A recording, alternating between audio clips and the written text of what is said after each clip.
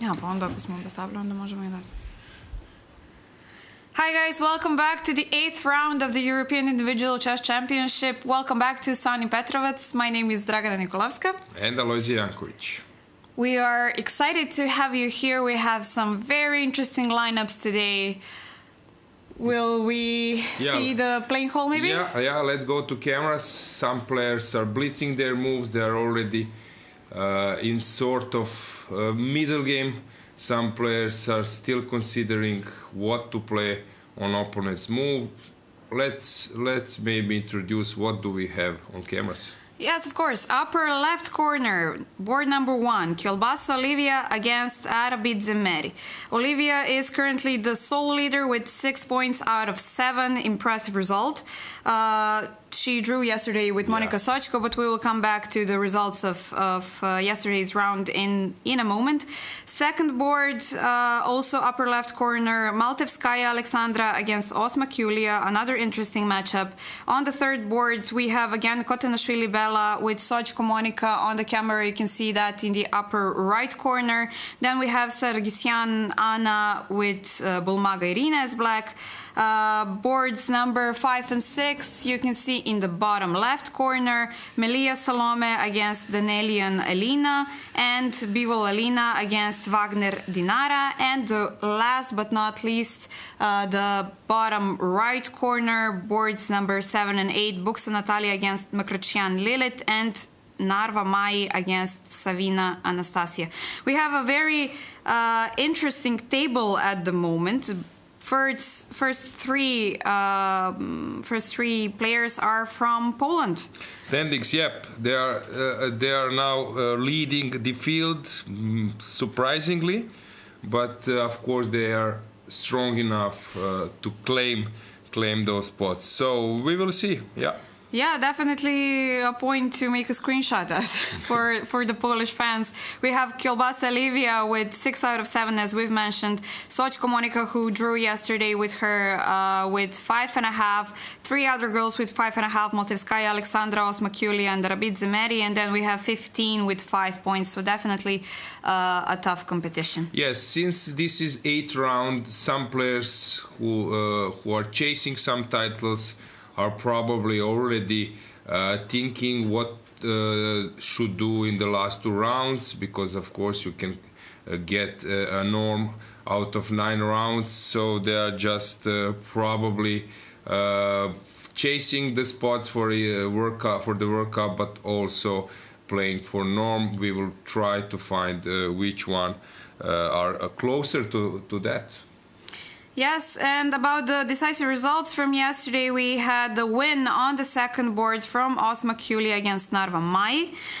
Then we had the win on the 5th board, Arabidze Meri against Garafunin Leia. 10th board, Savina Anastasia against Gunina, which was a surprise for me, to be honest. Bejdulaeva Govar won against Urzala on the 12th board, and so on and so on. We had a lot of draws, of course, on the top boards. So definitely interesting to see what will happen today. Yes, it's also tough competition for some players. Former world champion, great player, 25-70, I think was. We can check that later. Was her career best. Antoneta Stefanova is struggling in this event, but okay, this is a new situation. Tough standings for her. Hopefully, we will see her back on top tables. But anyway, young generations are coming. It's not easy for everyone in this event. Let's check the cameras before going for games. We can see that Olivia seems confident, but of course that still doesn't mean much. Her opponent is doing the same. Arabidze on the first board. Second board, Osma Kulia, she has always this focus, right? Yep.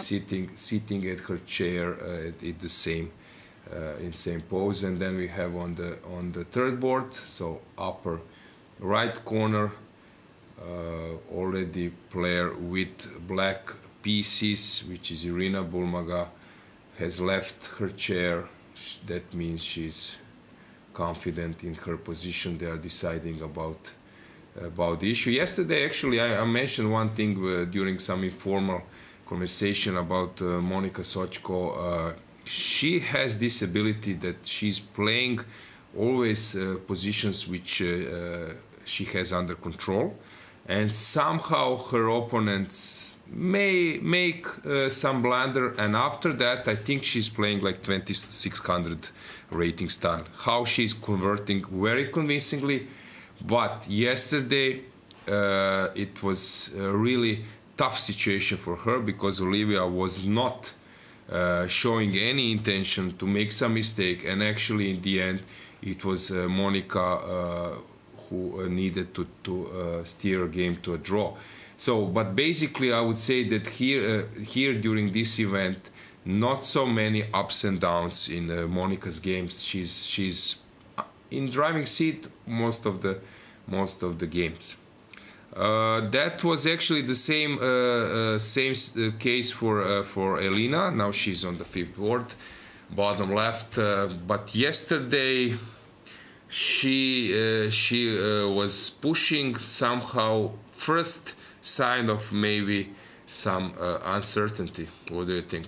Yeah, well, definitely it's a long tournament, 11 rounds, so 7th round is definitely a time where we can maybe see a few weaknesses here and there. It's already so many energy has been consumed. So you mentioned from the beginning of this today's broadcast, you mentioned that our greetings from sunny Petrovac. We have a proof on the 6th board. Sunglasses are on, which means that player just arrived maybe from a lunch or a coffee outside of the playing hall before entering. Sinking in the sun. Yes, so sunglasses are there. I see one more on the next camera. It's bottom right, if I'm not mistaken. Is that sunglasses? I'm not sure. Not sure, or it looks to me, but maybe I'm mistaken. So. Bivolina. Yeah. I think those are. Yeah, actually, you're right. So. That's also something which means that chess is entering this summer period. Yeah. Where players are playing tournaments but also soaking some sun. Yeah, the weather is nice, but we also had a few brave girls who managed to go into the sea as well. Oh, yep. Actually, today I've noticed this as well. You mentioned during this free day evening, which was organized nicely by the Montenegrin Chess Federation President Jovan Milovic. They organized this nice evening music night for players and all those technical persons, arbiters, and so on. You mentioned that karaoke winners, from your point, were Slovenians, but today they are the ones who are in front. Right? Yeah, they definitely got a new title of the bravest ones for me so far. Since they managed to go into the sea, I would definitely not do that. It's too cold for me, but definitely, I don't know. Greetings for that. Kudos. Yes, Slovenian system before the game. Yeah. Just taking a swim. Cold showers. Yes, exactly. We will see. Will that bring them a result today? I'm quite curious. Yeah, definitely. Yeah. So they are in process of thinking. It's maybe time to remind you guys that you can send us your thoughts in chat, ask us questions. I guess in next few days we will have like more interesting guests. But let's start with the games. So, first board I mentioned is Olivia against Mary. Normal stuff. Chigorin, Rui Lopez, classical ones. played by many strong players, even Sokolov, just to for example, or even Magnus Carlsen, of course, just to name few. What else do we have? Then we have second board, a little bit more challenging position. It seems to me that the idea was to take the opponent out of the book. Julia is thinking, Alexandra is quite confident there, although nothing is wrong in black's position. This is classical setup for black. Then Ragozin, actually we had this game, okay, you were quite busy yesterday with interviews, so you might have not noticed how some games were going. Actually, this was game from Elina, which I'm just recently took a look, and it seems that she just drew the game. Let's go back to cameras. You see, it's board number 5. Understandable decision for her, because she's black against Georgian player Selam Melia. Okay, so they have their own agenda, right? Yeah, maybe they want to enjoy the sun a little bit more too. Yeah, I don't think it's connected with chess tourism. I think it's connected, yes, with the way how players are choosing their own battles. Maybe they but have. Of course, we have the last 3 rounds now from tomorrow on, so it might be a good decision to have. Yeah, and most also of the you energy. never know, are there friends, like you were mentioning from time to time, your friends from Bulgaria, Serbia, how you play in the same clubs. Yes. Okay, Georgia and Armenia, right? They are quite close, so they of course know each other well, so maybe they are teammates somewhere. So first draw on the 5th board, and between Selam Melia and Elina Danielian, the rating difference is 100, close to 100 rating points, but higher rated player was black, which means that she's not unhappy with that draw. So let's go back to moves. As I mentioned, this was Elina's game with white pieces. Same stuff happened. Bishop went to f8, and then black was pushing e5. Monica burning some time, not expecting this opening, but this doesn't mean much. Maybe she knows what to do, but just she's avoiding some preparation. Irina is waiting her opponent to make h3 move, when probably she will go all in with g5 at some stage. So maybe this is the concept to postpone the castle. She has her own agenda, as we mentioned. She's accompanied here by Vladislav Nevednici, very known Romanian grandmaster who knows those stuff. He's playing e4 with white, and I think even e5 with black. This one was a draw, and then we have, okay, just maybe to, yeah, this is classical thing, just to check this game.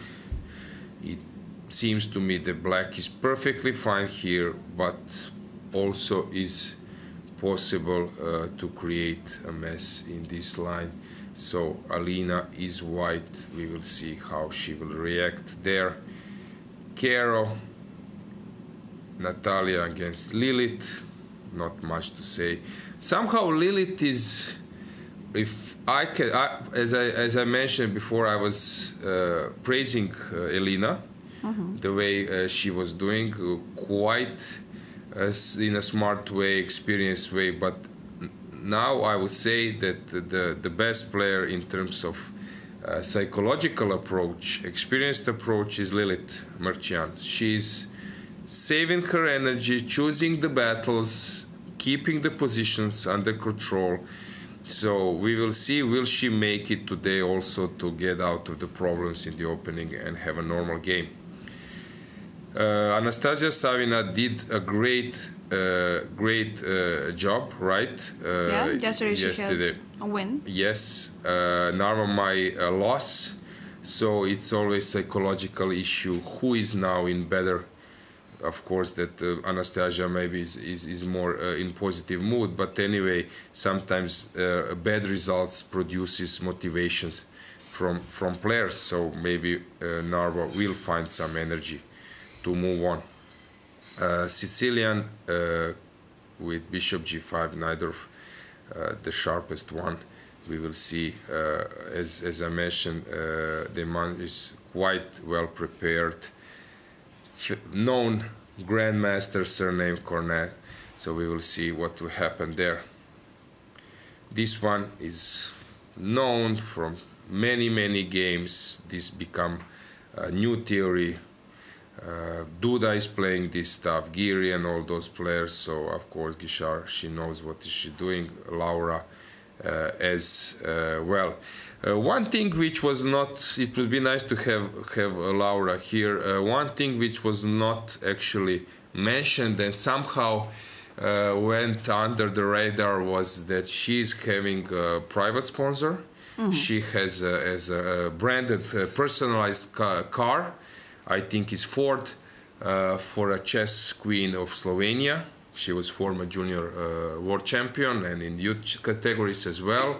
So I think this should be like a big, I would say, step forward, and also maybe to encourage other players that some sponsorship can happen for women players. Yeah, she's doing a great job, and I think she's doing a lot to promote chess in Slovenia as well.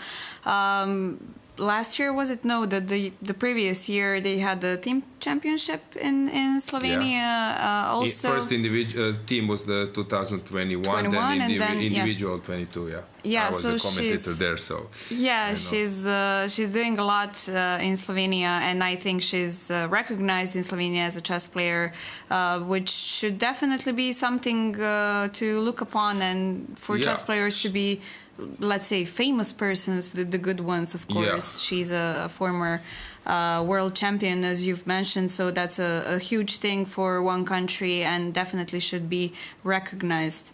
So having a sponsored car, and I've seen a few photos. There are some chess pieces on the car, like on the side. It definitely looks very, very nice. Yeah, I would like that we could read more on FIDE website and somewhere about her, because as I said, I think this is a huge step forward, and maybe also would encourage other companies to sponsorship women chess players.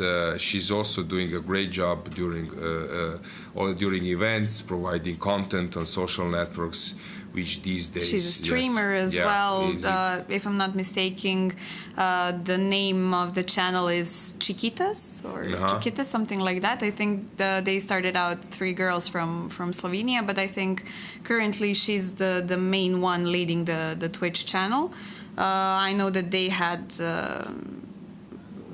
often streams almost every day or so. So they definitely are trying to do a lot for good chess luck, promotion. Laura. And if you get some new followers, you can say thanks to us. No, I'm joking. Okay, let's move on. So we have Efraimski playing complicated chess against Marcian. It will be really interesting to see this battle. Somehow Marcel is always creating some mess, and when she's playing active positions she feels confident, but sometimes when she needs to go for a defense and she missed some chances, she's starting to play much weaker than she can.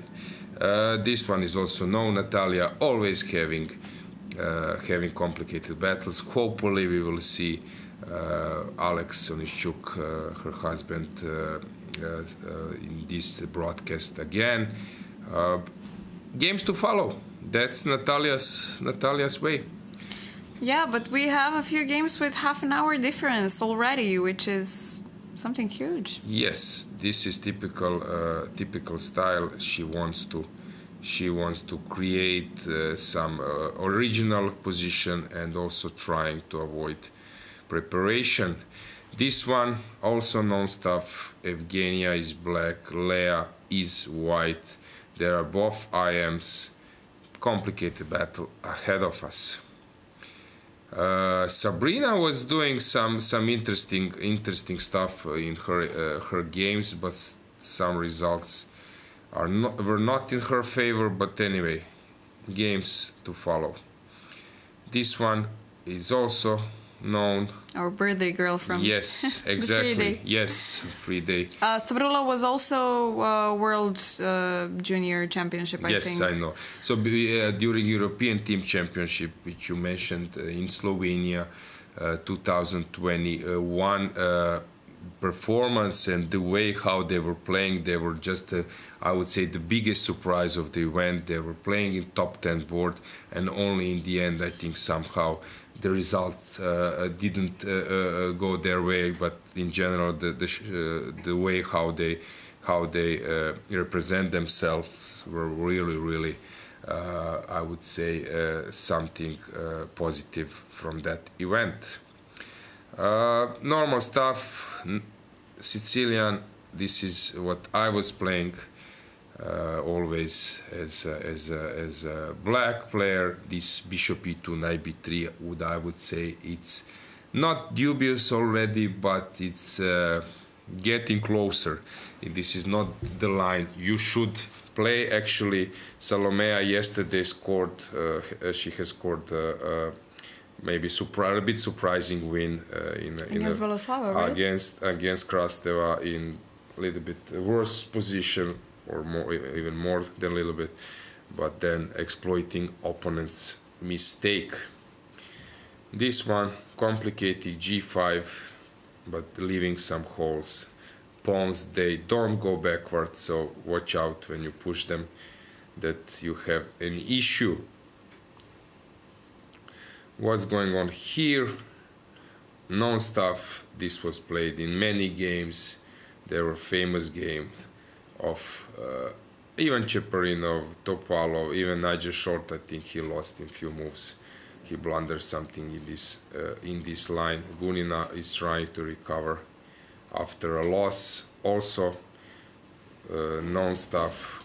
Very resourceful position for black, although two bishops are in white's favor. Same goes here. Victoria is trying. Let's just check what has happened there. How is this opening? So g3 played. Just heading for a classical system, but the knight, but the bishop was out. Usually they play at some stage h6 with this pawn, but here white. Black didn't want to do it. We will see. Now b4, b5 is coming.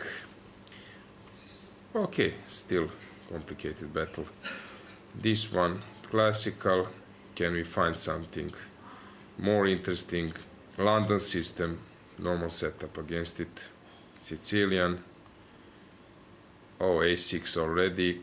Marta is pushing on the queen side. Here, usually we have this position with London system. The bishop is on f4 instead of b2, but here it's interesting. There was one discussion.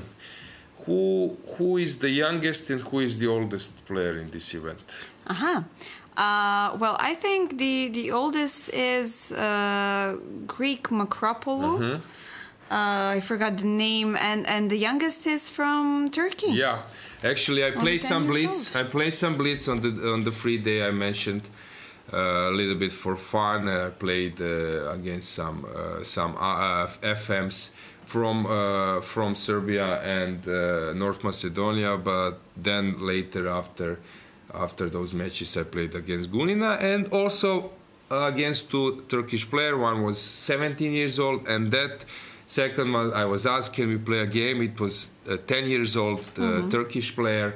She's actually, if I'm not mistaken, currently number 2 under 10 on rating list. playing very resistant chess. We were playing on 3 minutes. I was better in the opening. I surprised her with black, but then she put really tough resistance as a 10 years old, and then in the end we were just in blitz in some end game. I managed to outplay her, but I was really impressed. If you need to get to the end game to outplay her with 10 years old, can you imagine? Yeah, exactly. Your blitz games when she's 18? Yep, she's Definitely. very strong, very promising, and as we mentioned, this event is very nice that we have young players but also experienced ones. This is what chess can offer. So this game is, as I mentioned, also I think Chelushkina and Zimina, they're quite experienced. They are for long. Yeah, Chelushkina is, I think, number 2 from one of the more experienced ladies, let's say it like that. But this is another young battle. We will see what will happen there. Interesting position, also non-stuff. But as we mentioned yesterday as well, Chelushkina is the current national champion of Serbia, so that's definitely something to admire. But Elka Olga not having a perfect tournament, but playing now this bayonet Marder Plata variation. Actually, when I was a young player, this Marder Plata sounds so interesting to me. Of course, actually should be called probably Gligoric variation, but because of place in Argentina where the tournaments were hosted, that got this name Marder Plata, and it was so crazy. I remember there was one game you can check. It was Vtačnik Cvitan, famous game every year with Croatian Grandmaster Ognjen Cvitan is having a birthday. They put this position. It was a Marder Plata King's Indian. He was playing in one rapid in I think it was in Mainz, and he played against Van Veli, who was at that time the biggest expert of Marder Plata with white. Cvitan was one of the best experts with black. And they played. Yes, they played the rapid tournament, famous tournament in Mainz. Even I played first Fischer Random tournament, and actually Cvitan made this fantastic queen sacrifice. First bishop sacrifice, then queen sacrifice, and checkmate with 2 knights, and pawn is giving checkmate in Marder Plata. Check that. This sounds very promising. Vtačnik Cvitan, and they were driving. He was driving in a train to Switzerland League. He was playing for one club in Switzerland. He was a resident in Switzerland after the breakout of former Yugoslavia, and then he was, I think, heading for the league game, and he showed this game to his teammates. Always on train it was funny, like when Botvinnik was asked when he plays Blitz, he said, I played only once, it was on a train. It was just a joke, so he wanted to show that Blitz is not serious for him. But Cvitan was showing the game, and he showed to his fellows, listen guys, I just recently played fantastic combination, this is not known setup, if white, this was how the game went, and so on. If D takes C7, I sacrifice my bishop, then I sacrifice my queen, 1 knight jump, 2nd knight jump, and pawn gives a checkmate. All fantastic players were really shocked by the beauty of the combination, and Vtačnik, another expert of Marder Plata, is playing a regular game against Cvitan. It was league game, classical tempo, and that position is about to arise, and Cvitan stood up and went, and then his fellow teammates, they were informed, they know that now the trick, they were running to him, he took on c7, and then Cvitan just execute that combination, and then every as I said, every year you will see congratulations, happy birthday Grandmaster Cvitan, and then this diagram. So beautiful combination. I love it. Cvitan is also known that he was one of the best blitz players in chess, and that's some period, let's say around 90s, beginning of 90s, he was playing blitz Blitz, a bit Blitz for a little bit gambling, playing Blitz, and actually they would play 2 minutes. My coach, Grandmaster Kulak, he would come to tournament and then no sleeping. They would play Blitz, and it was funny when you go to breakfast and in 6, 7 in the morning you see that they are still playing. And they were playing this famous contra stuff when you are playing, for example, for one game, and then if you say contra, that means that you are doubling the price of the game, but you need to win. So draw is sort of Armageddon. Draw now favors and the win favors your opponent. Then he can say contra, which means that now you are doubling the double price. That's on, and it goes. And especially when you're playing all night, you are tired. You're playing on 2 minutes, so you are in adrenaline, and the guy gives you this counter on 10 seconds, and then you need to calculate the position, the time, and everything. Okay, it's also psychological. So he was best, I would say, top 3 in the world. I know famous Blitz player Arbakov, Tkachov, who was European champion, who came from Kazakhstan, then I think Moscow. He was European champion 2007. He was considered as the best Blitz player, but at the beginning, Cvitan kicked his butt. I know that also Vukic was very strong from Bosnia. There were some Blitz players who were like professional Blitz players. So Cvitan at that time was one of the best in the world. He played some qualification. There was a big Blitz in Munich. And he played the qualification where he qualified so easily that, I don't know, plus 10, plus 8, I don't know, maybe I will say something wrong, with 26 opposition. And then he thought that tomorrow he played with Kasparov and all other top players. I think maybe it was 10 players. He qualified for that Blitz tournament, but it was 5. He was mainly playing on 2 or 3 minutes. Basically, he was so fast that he would make like a King's Indian castle, play d6, make knight d7, and only 2 seconds he burned. So he was super fast. And what is the difference between me as a grandmaster, him? That when I'm on 10 seconds, 15 seconds on clock, I cannot create threats. I'm just playing moves not to get lower on tie, just to flag my opponent. But I've seen so many times when on last 2 seconds, he would deliver a checkmate. So he could even create threats on 1 or 2 seconds on the clock, which is not ability everyone could do. And he played the tournament, and he comes to reception after celebrating that he qualified. He comes late in the evening, 4 o'clock. He comes to the reception and said, "Okay, give me a wake-up call at noon," something like this. And then the lady said, but you are playing in 9 a.m. You are playing a tournament. It's not afternoon. So he couldn't sleep, and actually he crushed Kasparov. Not crushed. Gary was playing for a win, if you check that game. But Cvitan won it, and Cvitan burned 1 minute, and Gary, I think he lost or flagged. He was flagged. So he burned only 1 minute. Okay, so there were some fantastic. Of course, I wish he was the best, maybe Blitz player, but playing on 5 minutes, on 2 minutes, and psychological things when you're playing on night.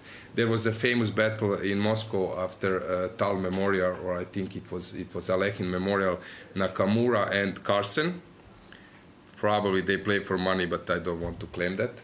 And they play something like after the Blitz tournament, or closing ceremony, they sat down at the hotel lobby and play something like 40 games or 35 games. If I'm not mistaken, Magnus has won. His result was, let's say, 70 against 30. See, he was so bad, and playing probably 2-3 minutes, something super fast. So this was a regular thing during chess tournaments. You could just after the game you will see players playing Blitz in Bill tournament, in some other playing Blitz tournament. Okay, for fun, for money, whatever. Yeah. So now these things are not so common. No one is ever bringing a chess set during. I wouldn't agree. Joking, yeah. But one story about Mainz, I mentioned this in Cabana. I will repeat. So I played in Mainz. It was Fischer Random, first Fischer Random tournament I ever played. And it was discussion. I played with Cvitan was coming from Croatia, also Grandmaster Dizdar, and we were three together. And then they would put the position on the board, and then you have like 2-3 minutes to discuss the position. I was a bit aggressive player, so I would always play d4, come out with the queen. Cvitan was doing something similarly, while Dizdar was playing first f3, knight e2 to cover the king, and then to run on the other wing. And it was funny, they would put like, I think it was ABBA, or I don't know which group, they would put a song. When the song finishes, that means the round is starting. So it was funny, you know approximately how some song, how it lasts. And first day, actually, I was playing well. And next day, so it was 2 days, 11 rounds. I think in 6th round, I was playing against Grischuk, of course, top player. And it was scheduled for, let's say, 10 in the morning or something. But there were 2 official hotels. One was where the playing venue was. Second one was close. But okay, still I needed to walk. And somehow I got late. And I was not running, but I was in hurry to play against Grischuk. And I was in hurry, and then after first day we were discussing this Fischer random, what to play and so on, and we realized that maybe symmetry is not bad. In Fischer random you copy first 5-6 moves of your opponent, and it's not bad, you will get a normal position. So I'm running to a game. Grischuk and me shake hands. He was offering me, hey, I see knight f3 on the board, and I play knight f6. And almost standing, knight f6, and I sat down, and I take a look of the board now to realize which pieces we have where, and I realize that I'm completely lost. I see that knight e5 is coming. He's attacking my pawn on f7. My king was on d8. I can only do it with knight from e8 to d6. He plays c4, pushing c5. Suddenly I see I'm completely lost. I managed somehow to get out with sort of normal game because he made one blunder, but in the end I lost. But this was the funny thing. So I was just copying one move and I was lost. So definitely no more symmetry anymore. Yes. Without thinking. Yeah. So enough stories. Let's move on. What do we have here? Kero, always this queen s6. We are becoming expert of this Kero with queen coming to a5 and e6. Kero again. I'm not so big fan to analyze those positions. Marozzi, okay, possible. Here there was one trick known if knight was on d7, sometimes there is trick that there is the discovered attack, dc knight c5 or something, and then this queen is hanging. Always, guys, watch out for unprotected piece. Unprotected pieces are all pieces which are not protected by the pawns. If you have pieces which are not protected by the pawns, many of them not connected, harmony, always watch out for some tactics. Krasteva doing some slow stuff there. H4, this is interesting. So let's move back to first boards. Has anything changed there? Okay, this a5 is known, but this is just a massive theory. White is always slightly better there, and that's why some players... Okay, Magnus is defending this position, but not always. He was not ready to challenge that one, I think, against Nepo, who was armed with all those Russian supercomputers. So. But Mary definitely managed to surprise Olivia, since we have, again, half an hour difference on the clock. It was funny. I know that I was visiting this match in Dubai 2 years ago during Dubai Expo World Championship match between Carson and Nepomniachtchi, and I was meeting some people connected with teams and so on. And later, when I heard these days, when you are second, let's say that I'm helping Magnus, and then I want to analyze some lines, people are using clouds. So before you would have like I don't know, like 5 cores, and basically that it. You would work at home, maybe 1 or 2 laptops, or maybe like a normal computer. But these days people are actually was doing this over mobile phone, clouds. You drive in taxi, you put some position on the board, waiting that computer gives you like a 40 deep line, and then after 20 minutes now this, if it's more than 30, that means that he's giving maybe close to perfect evaluation of some position, which was very, very important. But now what they are doing now, because if you go to cloud, immediately Chessbase is remembering analysis. So if you have one position, let's say that I now analyze some position in Argentina, I turn on the engine, immediately this will, if I want to use information from others, this will immediately be showed visible, up for others. So they are trying to use some false nicknames, seconds, not to be recognized. If I use my nickname, they will say, the guy is connected, because they know the seconds. This is connected with Carson, or this is connected with someone. He's preparing this line, but they are also leaving some steps behind. So people are trying to catch them. So now it became like CSI. People are going to clouds, checking, if this 25th move was analyzed there, probably this was not by some amateurs. This might happen in a match. So that's why Magnus was choosing like second move strategy, not to play first move, making some So this, I don't want to even go so deep. What I've heard, it looks to me like complete CSI. So I'm not strange that Magnus is fed up with this stuff. You cannot play first line, because then your opponent knows that you analyze that. So play something else, go different, and so on. And we're thinking, that's why we can understand why he likes Rapid, why he likes Fisher Random, because this one becomes like super technology, guys. Believe me, those seconds, I don't know what they are doing, but now they need to, if you just leave some evidence, already your action, your concept, your ideas are known to your opponent. So it will be more, there will be more job for the guys like you, because you are connected with software, right? What do you do in your life? Maybe we could share. Well, my daytime job, my full-time job, let's say, is a software developer at ASECOSE, or how we rebranded now, it's ASE, meaning ASECO Southeastern Europe. It's a Polish company which has 24 or 27 outpost countries, let's say. My current job is in banking. We're developing e-banking and mobile banking applications, and doing a lot of job for some services in behind. And actually, Skopje offices is working for a few Macedonian banks, few Kosovo banks, few Montenegrin banks.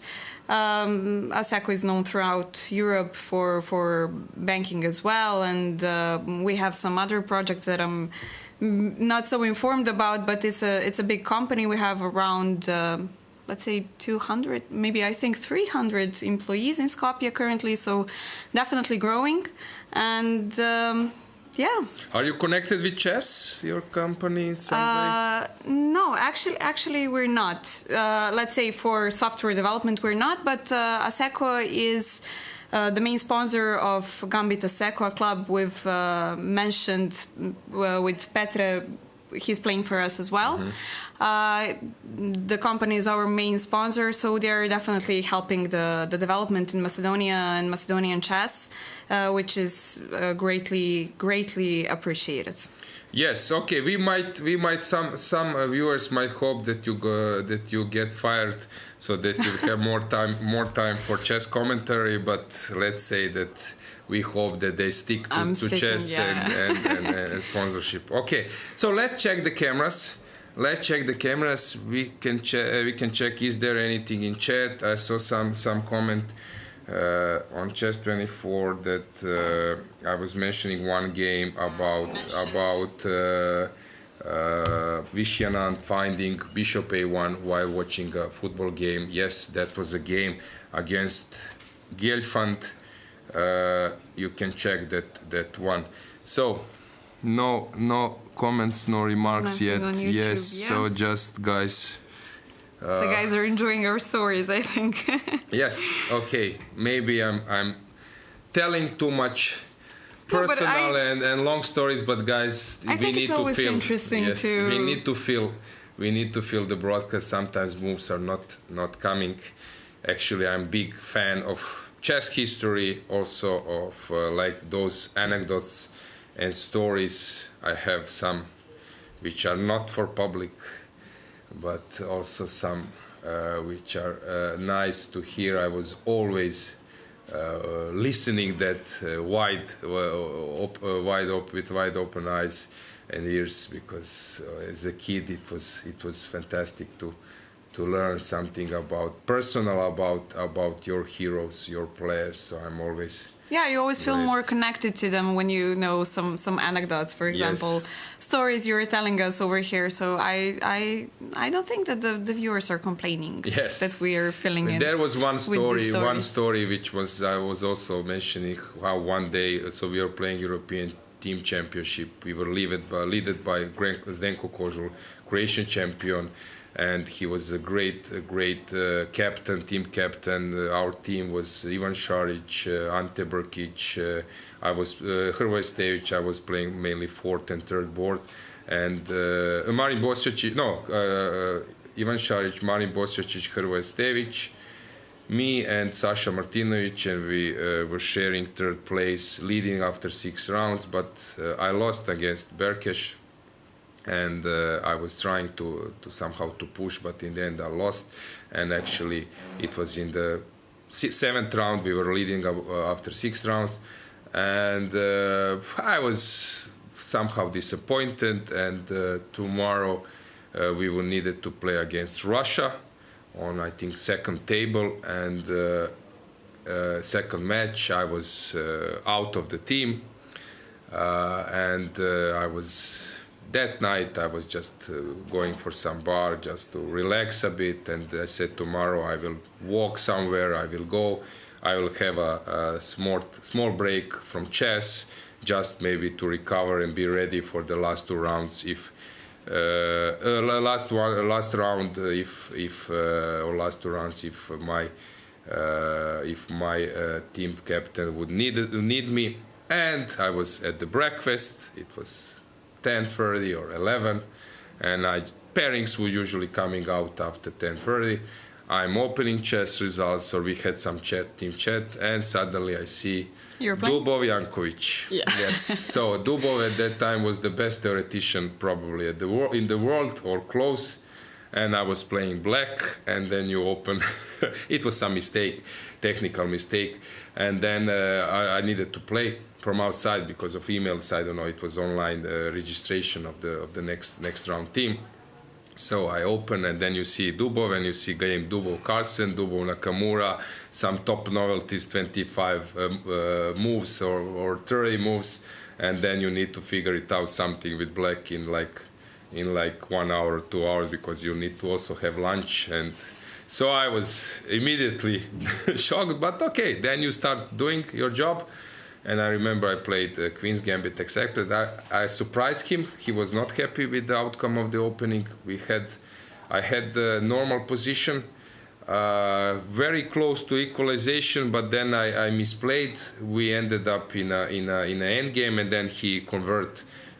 When you look on with engine, it looks easier than he was doing, because it was like 6 hours. He was very concentrating. It was not an easy game for him at all, and in the end I lost, but okay, I played a good game. Actually, I put a tough resistance, so this was funny.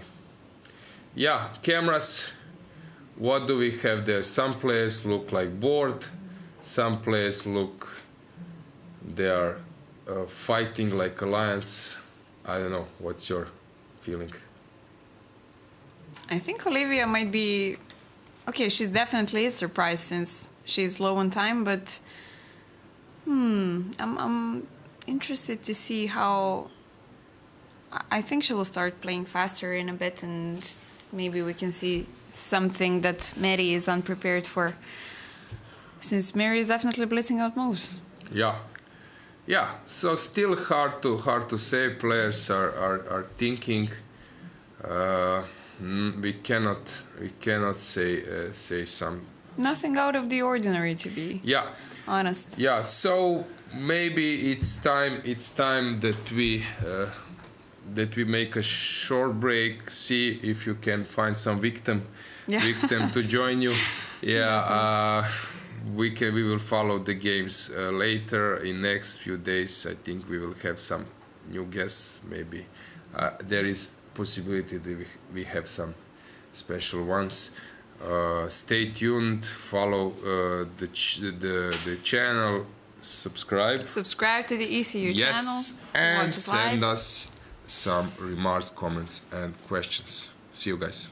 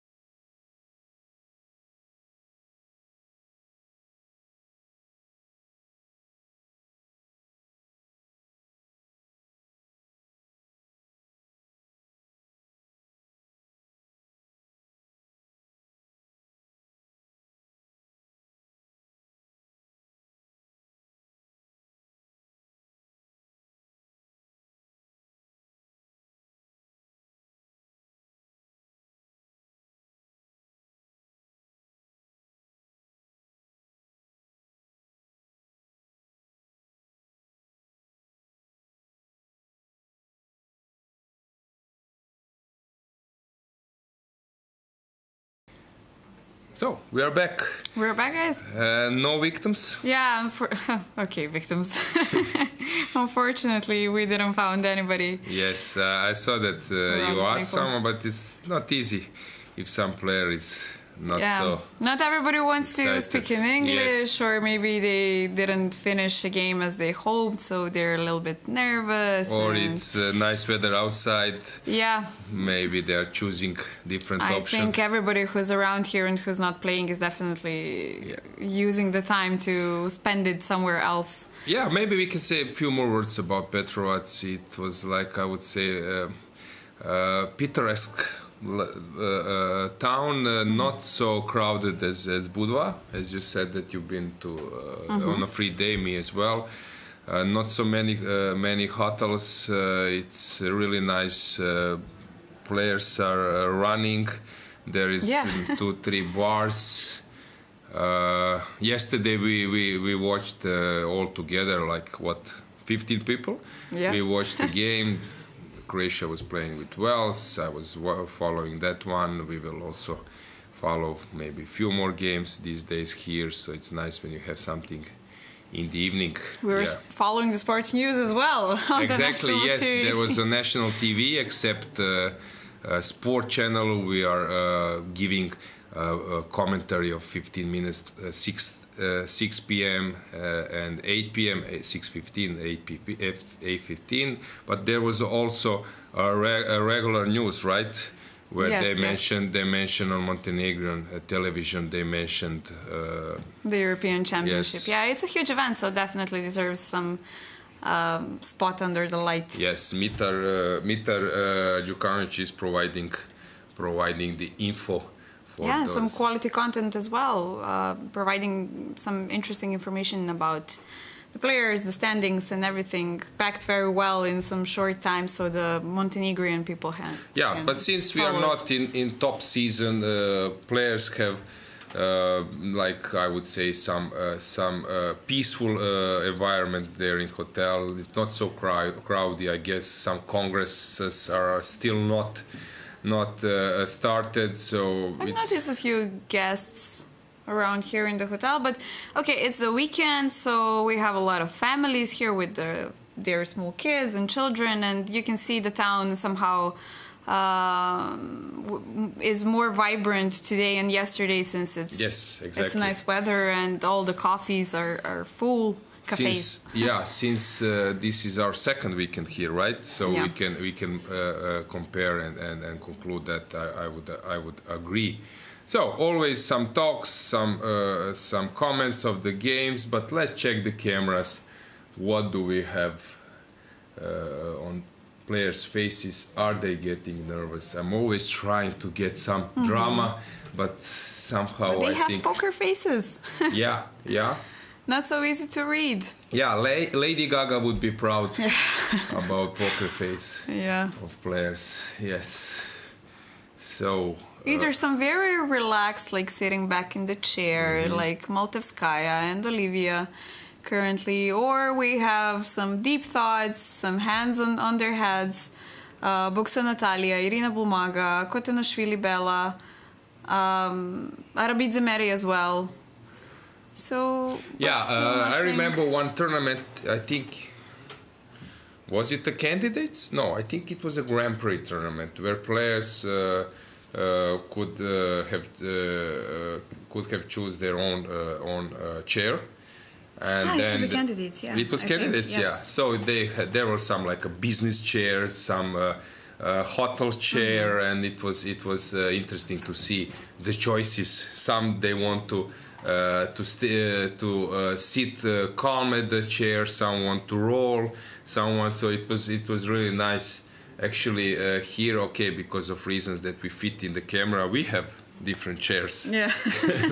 But they're comfortable. So yes, I'm not complaining. Yeah. Do you know actually how it came about? It's a funny story I heard that the players had some very nice chairs. Picked out already for them, and some of the players wanted to have a chair from the crowd, saying, "Look, this is too comfortable for me. I feel like I will fall asleep." in this chair. So he wanted to. One player said that, and then another one said, "Okay, I would like this chair as well." So on the next tournament, or I think it was the candidates, the one that was postponed like half a year. In Yekaterinburg. Yep.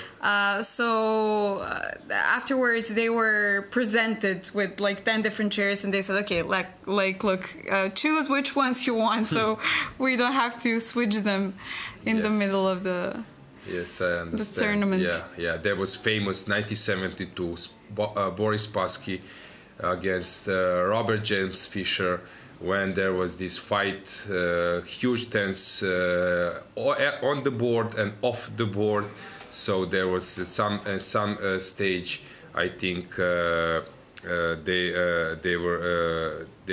were stories that there are some devices in chairs, so they just checked everything, and the chair was examined till the last detail, and they, I think, only found 1B or something like this inside it.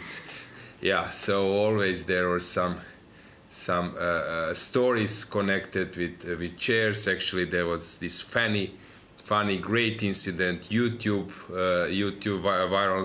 viral video when during World Rapid Championship, Teslav from Poland, he fell off the chair. Check that one if you haven't seen before. I know it's uncomfortable for Teslav, but what to do? Actually, this was a fantastic story, playing against Petrosian, shaking hands, but the player couldn't shake hands because he was off the chair. Check that one on YouTube. One of the funniest videos I've ever seen. Rarely do we have something like that connected to chess, but when it does, it definitely goes viral. Yeah, so players are thinking bananas are still alive. One it is, yes. Dinara's one. Yeah. Okay, what is this? This we also have orange there, or? Yeah, some new fruits on the table as well. Okay, so we can expect some salad. Salad maybe soon. Professional style. If you are following tennis, as you know, I'm a big fan. During Australian Open, which was won by Novak Djokovic, there was huge, I would say, effort from Andy Murray playing with his, I think, metal hip, and he was putting the resistance, playing 5 hours and so on. And when you check his chair after the match with all those rackets opened, I don't know, some tissues, bananas which were eaten, it's so big mess that he needed to clean. He was carrying a special bag. So maybe we will see this with chess players as well, that they start to take this some liquids and more stuff with them. So coffee's on the table, water. This is usual routine. Some players likes to roll the pieces. I don't know about you. If you exchange, it's always interesting, to have a pawn in your hand and roll it around. I know our Croatian grandmaster Mladen Palac, he would love to exchange at least one pawn. Then while walking, he would roll it in his hand. And somehow you see how good of a player is. What's his level of playing, by how easily and effortlessly can he roll the pawn. Something I've noticed. Magnus is doing, Luka Lenic, top grandmaster from Slovenia. Who else? Actually, I'm not sure it's according to the rules, because you might distract, but in Blitz no one cares that you might distract the opponent by rolling a piece at the board. But this is one topic which is always interesting to follow. Also, there was this big debate: how do you adjust your knights at the chessboard? So there was one guy who was just following all the habits of top players, and he would say Kasparov would direct his knight toward the opponent. Someone was directed. I was doing that. Knights are looking each other. Some players are looking right direction. Some left. I don't know if there is anyone who was doing knights inwards. there. And then I was a little bit angry when somehow some players adjust my pieces at nights and they are not looking at each other, and then when I'm playing some Benoni or something, when I start to jump, then I readjust them to watch each other. Yeah. So this is also interesting habit. Kasparov was placing his knights toward, but for Blitz, I don't know. Somehow I cannot take the knight if it's directed to the opponent. Somehow, yes, it's not easy. No, it's Blitz. It's somehow clumsy. I don't have this easy feeling to take that piece if it's directed. So maybe you decide to play another move. I don't want to go through the trouble. Yes. Yeah, so this is also interesting because according to the rules you can do it in a way you feel best, so there is no rule. So I don't know, is there anyone who is directing knights towards back? Yeah, I haven't seen this one so far. So yeah. So there are different habits. Sometimes players are while exchanging pieces, they are moving away. If when opponents finish, for example, now if you take a look of cameras on the 5th and 6th board, and 5th board is missing, the players will draw the game. They draw the game. So this table is empty. Then you start moving your things to that table. Pieces, juices. Spreading, yes, this is also typical. Conquering territory. Yes. And there was this famous fight with legs when players were starting to take some space also. Hidden place bottom of the table with legs. That's also some fight for the territory, which was also sometimes the case. So you could distract your opponent by having a big stair, but also to do something with your legs down the table. So it's. You mentioned this. I was actually very impressed at the previous Olympiad in India. They thought of every single detail so much that we had under the tables where we played, on the legs of the tables, we had a placeholder for a bottle. Mm-hmm. So it was something I haven't seen in any other tournament so far. Listen, I finished economics plus sports management, so I'm always trying to see our chess, our game becoming much more attractive for sponsors. Frankly speaking, when I know some players who are bringing a bottle of 2 liters and then just keeping that bottle and drinking that bottle, this to me looks ridiculous. So I would love to see some small bottles around, maybe even not. Okay, but this, if you have something somewhere to put it, because those 2 liters of Coca-Cola or I don't know. Yeah, it doesn't feel right. Yeah, so there is some possibilities for branding. There is also this Decisive boards, really looks nice, and people are always happy to see them. But I don't see notation. Are you sure there is notation on those boards? Do you see it? I think there isn't. Yeah, there is no notation there, which for top players, for us, of course, we don't need it, but sometimes for unexperienced players, I had an interesting situation previous year in Skopje Open. We had a player who had just recently joined the FIDE rating list, and somehow he didn't know the notation. And we had a lot of Decisive boards, so as you mentioned, without any notation. And I noticed that he was struggling. He was trying to copy from the score sheet of the opponent, but it was very hard for him. So we noticed that as arbiters, and we cropped some little pieces of paper with the numbers and the letters, and we put it whenever he would play each round, we would move it over there, so it was like a little help. But it was very, very strange for me to see, because he was playing some good chess. He was winning, I don't know, he won against one Indian girl with 2,000 or something, and it was very, very strange for me. But somehow he didn't know the notation yet. You will probably tell me the rule, because you're an arbiter. there is a possibility if you don't know notation, don't know how to write, that they take you some time out of your clock and then you are not obliged to write. I think so. There is some kind of rule, like let's say 15 minutes or so we take out of your clock and you do so. Mm-hmm. But it's, of course, it's the best option if you know how to write. So in future, what would you say? Do you expect that players write moves or not? Let's say in 3 years. Actually, I think we still need this. From arbiter's point of view, we still need this. I would bet that this won't happen. So maybe 3 years, it's too quickly. But in 10 years, look, for sure. You always have some possibility of the transmission going wrong or something happening. It's great that we have all of these digital, let's say, enforcements and enhancements, but somehow there's always room for error, you know? And what you write on the paper as a player, it's your responsibility, let's say, and I think that will always be the most correct.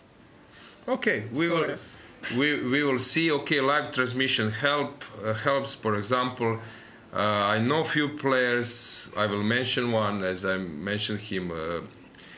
One of the best players of Croatia, Zdenko Kozul. He was somehow. First as a kid, I was reading chess magazine, which was. Šahovski Glasnik, chess magazine from former Yugoslavia, and then in Croatia it was known, and I was actually the editor-in-chief. And when I was reading after the Olympiads some reports, he was commenting in games, or Captain Dražen Marović, at that time known grandmaster. He was writing that Kozul had an issue in his game, that, for example, he exchanged the queens or he gives check, his opponent moves a king, and then he's calculating castle. Mm-hmm. So after moving king, he's calculating. And you know how many times it happened to him? He played even once game against Nikola Sedlak, Serbian grandmaster. They played in Zadar, and live transmission arbiter was doing something. He was not following all the time the game. So that was a game, King's Indian with h3. And then Rook G4, H4, Rook G1 was played, and then Sedlak played Rook H1 at that one point and castled. And they will play a game, and suddenly arbiter sees that transmission has stopped. And he's trying to figure it out why it stops, and then he realized that they move on like 15 moves with the illegal position. And then he said, guys, I was playing next to them, and suddenly I see arbiter is coming. I was following the game. I was really playing next to. It was first board. I think I was playing with second board, Zadar Open tournament. And then I see arbiters, listen, guys, we have an issue. Can you stand up? Yes. It's nice what you are doing, but basically the game stopped. But you think yes. I'm not... Okay, I need to check this, but I think that if there has been so many moves from that point on, that I don't know. I don't know about stands. Yeah, I don't know, but it was the way how it went. So I've seen so many times. Position? Yes, I think so. And actually, it was a draw. I think they made a draw just to move away from that incident. But I think it happened to him few times already. But actually, I played the Blitz. There is a case on my Facebook profile. So recently I don't play so much, and I played one Blitz. I play against one Croatian IM. We played in one Blitz tournament on Island Hvar, and it was 3+2, and then I gave him a check with the point that when I exchange the rooks, I'm getting his knight, and I will stay with the piece up in the end game. So I gave him check, and suddenly he played. As I gave him, his king was on f2. I gave him check on f1, and suddenly he plays something is strange, but I cannot realize. I see the faces of one guy who was standing, one FM was standing, and I see when we played those three moves. I will now explain which one. The guy was. He was saying something strange, and I lost concentration. I was looking at him. I was looking at what has happened. I played rook f1. His king was on f2, I gave him check, and my knight was on f5. I didn't realize this is a checkmate. Aha, so you continued playing. Yes, and I was thinking that I can take on f4. This is my concept. And the guy plays king e1. So my rook is on f1. He plays king. You can check this on my Facebook profile. And actually, there was a live transmission of the game. And he plays king e1. I take on f4. And the guy exchange, and I take his piece. And somehow everyone was mumbling, and I was not, what's going on? Then I lost concentration, and I made some silly blunder with piece up, completely winning position. I blunder pawn's promotion. And then the result, arbiter somehow made the result that I won, because the live transmission was giving me a point. Because after the mate, in the rules, it says that if it's mate, the game is over. Yeah. We were just analyzing or like playing for fun. And then he was complaining, this guy, why I lost the one, and I didn't bother. For me, it was not a big deal, this tournament. And basically, they said that after a move, if it's checkmate, it's not important what we are doing, what I were doing, what he was doing, and so on. But you can check that game. It was Island Hvar Blitz tournament. I play rook f1 and he plays king e1. Yeah. So, any comments in chat? Yeah, we have a comment saying that on long time control after an illegal move, no matter how many moves have been played, the game must be resumed before the illegal move. Okay, so yes, so this was the case. The arbiter did right. Yeah, okay. So what I'm saying probably stands for Blitz and Rapid. I definitely need to refresh my yes. my memory. So Grishchuk had a small chair. Someone has someone wrote, who is a girl? We are getting some questions. People are searching for some players. Yeah, checkmate immediately ends the game, but in my case it ended later and I lost the game. Check that one, guys. So that's why I will stay in retirement. If I don't see that I gave checkmates, this is not a good sign for my future chess play. Yeah. Okay, but this is definitely some interesting questions for, let's say, arbiters' exams.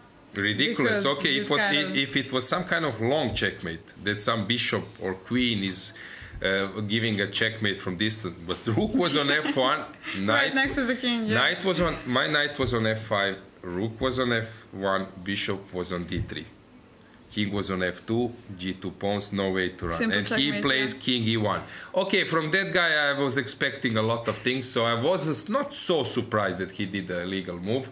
But anyway, not to see that he's putting my king next to my rook, this is like new level. Yeah, you were definitely distracted. New level. After it, I couldn't play normally tournament, so I was completely shocked. You can check it somewhere on my Facebook profile, but never mind. Let's see the faces once more. Okay, people are standing, people are focused. Maybe it's time that we just check once again. Is there any other comment at the chat? I don't see one, so it's time that we switch to the games. So.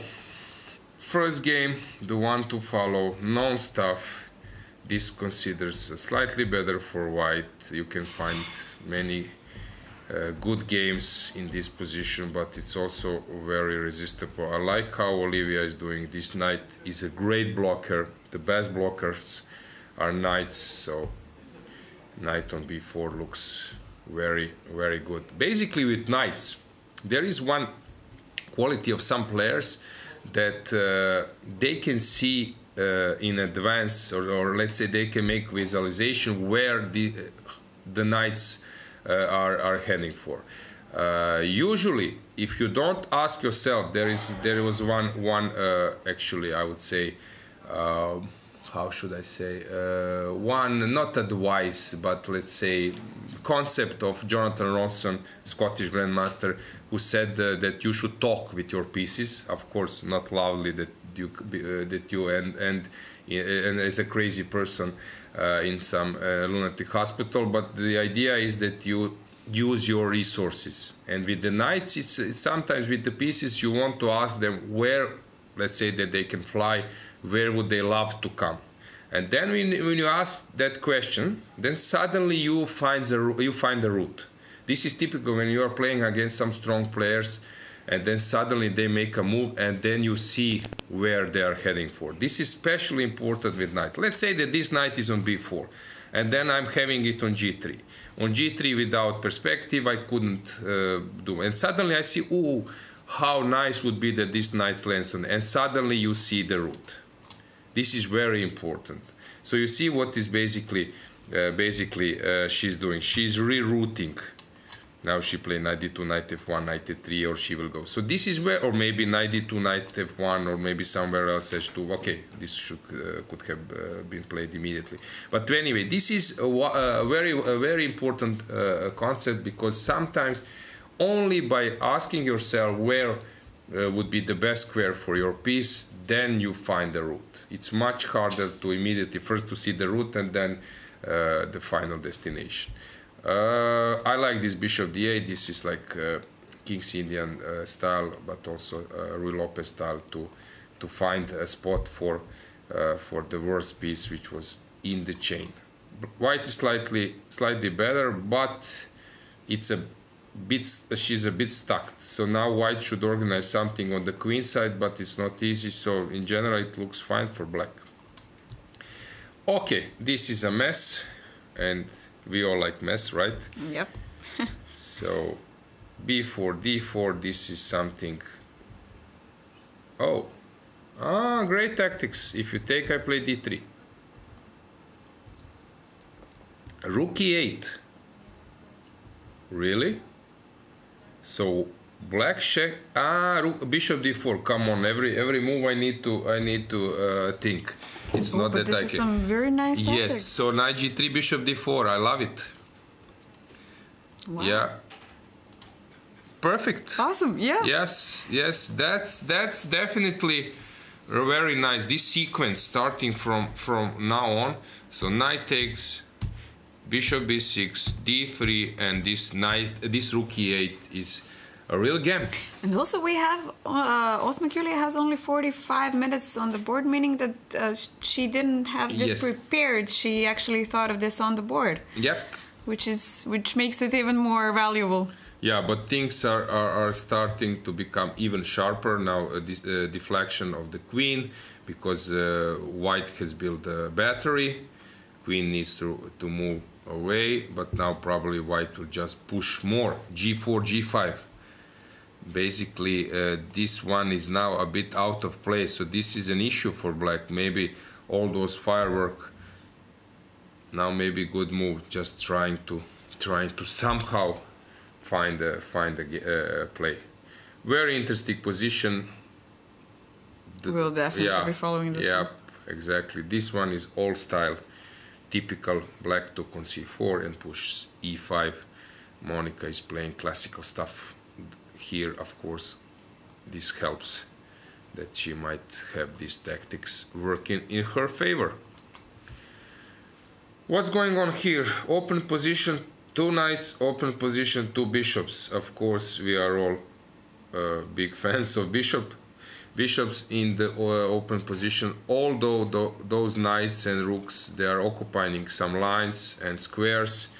Is there any way how white can build something at the moment? Actually, I don't see this one is taboo because of discovered attack. Alina against Dinara. Banana is still on the board. That means that Dinara is still in a comfort zone. No need for additional refreshment. Energy boost. Yeah. Some holes around, light square missing, light square bishop. Actually, I don't see anything dangerous for black in this position. Lilith against Natalia. White is slightly better, although black she succeeded in creating some space. Okay, normal stuff, but typical for Lilith's game, they are heading to some time trouble position, although she with black sometimes she break it with the draw, right? Yeah. Slightly better for white. Probably Anastasia should be able to solve this one. And we have more challenging one, your style of game, like dragon mix position, where this bishop is a monster. Usually they say the dragon Sicilian is connected with this bishop, but someone say this is not true. It's connected with stars, because this reminds of these stars. Yeah, dragon. I didn't know this. Yes, so probably Star you were counting on this dragon. Yeah. Rook The b8, one from G7. a3, c5. Looks that some rook b2 will follow at some stage. Perfect position for white, but let's check what is a follow-up. The perfect position for black. Pawn takes. Is there any deadly tactics coming immediately, or this is not the case yet? Queen b6, knight can come here. Okay, let's say that I start with queen b6. If you play knight a4, let's say, can I do this stuff with the point that I'm putting some pressure, but then my queen is hanging, not easy for me to move on. So probably this just doesn't work. We will see. Laura against Guy Sharpoli, already a mess. Bishop c5, dc, let's say knight d5. What do we have here? Or maybe first I take on d1 to move away one of your pieces. I don't know. Later maybe this diagonal will be the one. Decisive. Marcel, she's playing active chess, but today no fun for her, because she's now playing some boring, probably symmetrical stuff, although still there are possibilities. Natalia is always playing interesting chess, and this is also the case today, although it seems that she is on top here. But time trouble, and time trouble. Okay, 6 6 minutes. We already have Very time low. trouble. 1 hour before time trouble. Yeah. Move 22. Yes, we will follow that one. So let's just move, and then we will come back. Evgenia is under attack, not yet, but she might soon be. Okay, this will be the way how she will defend. Very interesting. Some rook lifts will follow. We will see. This one, and I think Sabrina had a similar position yesterday, a few days ago, where two bishops were on the initial square or the last rank. It looks normal. Solakidu against Kubitska. What's going on here? Seems to me the white is better, but in one or two moves the things can change. And Ina probably in time trouble as well. Not yet. Ooh, g4. Okay, this is my line. This is what I play. Rouser, or let's say classical Sicilian. Bishop e2. You could play g6 transposing to dragon Sicilian. There was a famous win by young Magnus against Nisipeanu, Livio Dieter. Dieter is a great player himself as well. So e5, knight b3, bishop e7. This is what I was playing. In case of knight f3, theory says you need to play h6 to stop bishop g5. Is this a case? I'm not 100% sure, but okay, this is the remark. Bishop e7, g4. Okay, this is something I never seen, and I was playing this line for so many times. Main line is as castles, and now or black can play a5 immediately. a4, knight b4, nice outpost. White plays f4. Let's say bishop e6, and now if white plays some bishop f3, there is always this trick. King moves, and then I see to discover attack. I was playing this so many times.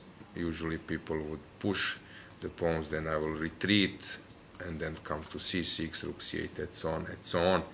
g4, I would be happy to see this move because I wouldn't consider it as a dangerous one. a6, I'm not sure about it because sometimes, but maybe it's a normal way. Sometimes it's better to allow g5, but okay, h6 might be a normal move. Now a5, I would play a5 to get this b4 square. Bishop e6 played. Knight a5. This is what I wouldn't do, but maybe it's okay. It's okay. I changed my mind. Knight d5 happened.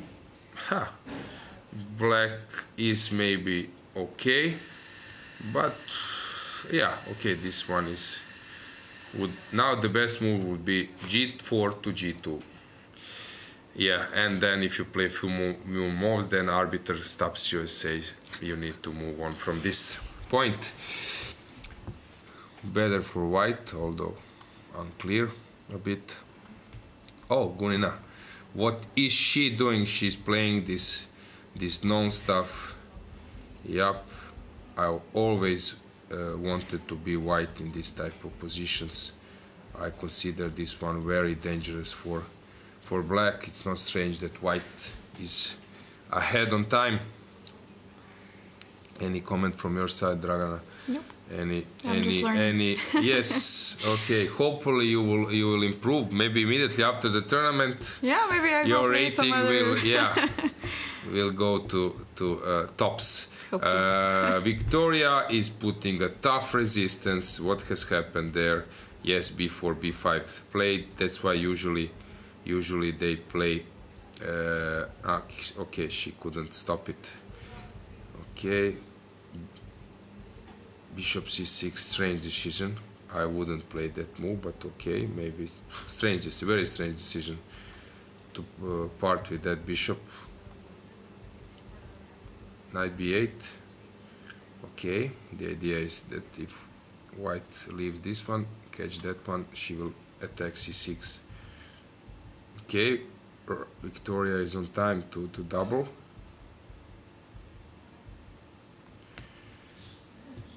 Slightly better for white, for sure. Now the idea is maybe come here, so black needs to come out with her king. Now the only thing is how to start. Probably so it's possible to play bishop c7 and f5 to block. White is slightly better, but black is holding, I would say. We will see. Erich normal. Let's find some mess. This one is sort of. This one is heading to a draw. Complicated. From single to no, from relationship to complicated. How that was on Facebook. Yeah. Yeah, some weird status. Preparing the attack. This one is interesting. Will white corner. This rook ended there. From d4. Interesting. Yes, Claudia is king on f8. This was Trompovsky attack. Very interesting. Susanna is playing very interesting game. She will find her safe spot there. What's that? Okay, this one we will check. So, Najdorf, no, Rouser again. f3, e5, that's what I was analyzing this, okay. And now a5 is move. Now knight d5 is possible to a4. Bishop b5 is the main move. Played knight b4, yes, a4. Yup. g4. Now I think black is already better. This cannot be a move, but maybe it's a necessity. f5 sounds logical, sort of. What's this? This is a mess. My queen somehow needs to enter the light squares. So I need to come to light squares. How can I do it? It's not clear.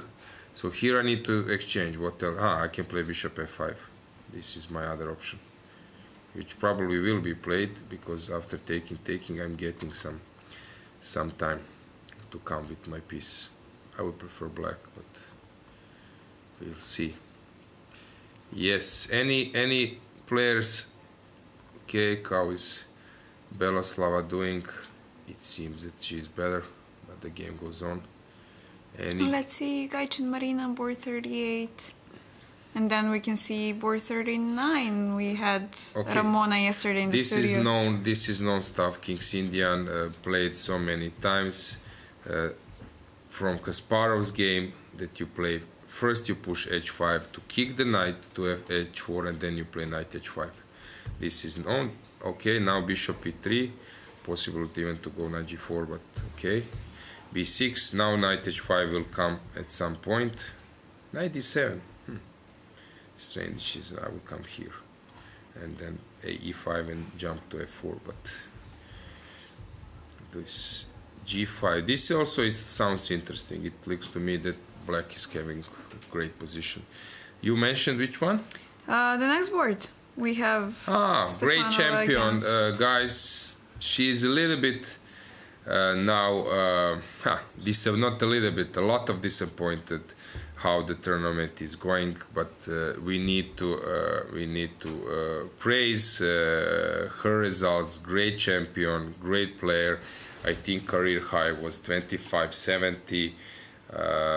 She's a great player, trying to playing. She wants to win. She wants to win all the games, but sometimes tournament doesn't go your way. Normal position, I would prefer white, but probably. Okay, we had yesterday Ramona in the studio, so that's why I was interested to see. Yes, she made the draw, and probably for her this is like a huge step that she's suddenly playing former world champion. This one looks awful for white because some bishop d4. Okay, maybe later will be important, but okay, still it's not clear. There is some attack, but maybe the game is unclear. Anything else? How is this Croatian Slovenian encounter? Strange position. Looks solid for both sides. I don't know. So we are following this game as well. Which one we said? We want to check time trouble. Who is in time trouble? Natalia, right? Yeah, 7 Natalia minutes. was the biggest time trouble, I think. Yes. h5 coming. Now we will see. Will white choose a strategy of playing on opponent's time trouble? Black is of course better here. No, exchange down. Maybe I miss it. When was it? Sorry, my bad. Here in this position I didn't realize that she's exchanged down. Okay, possibilities. But still, exchange is an exchange, yes. Okay, opposite card bishops give her additional compensation, but not more than that. Let's check the cameras just to see faces. Has something changed there or not?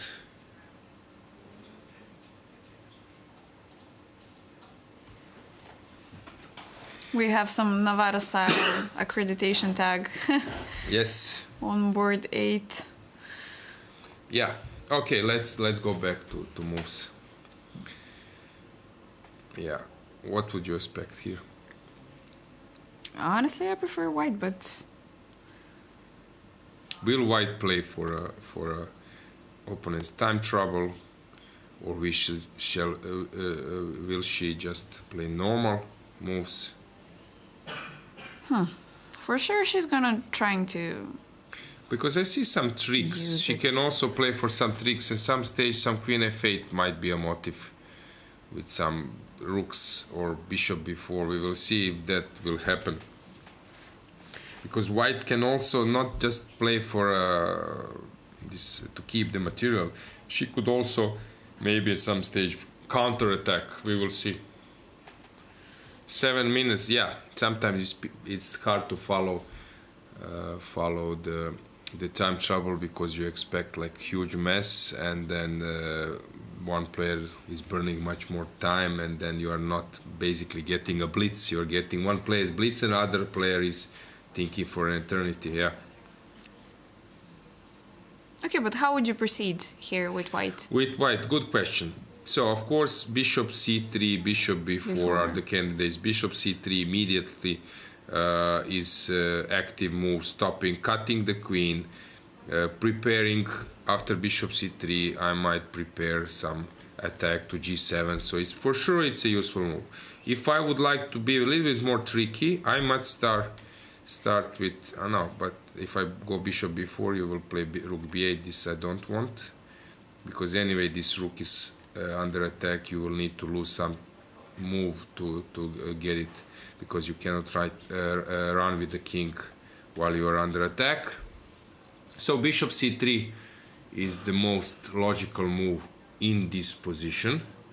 But remember, I'm always trying to say that it's important that you create a threat, and I don't see which threat I have after bishop c3, so I would love to come with one. How can I create a threat? This would be interesting to find out. Okay, rook a1 still doesn't create a threat.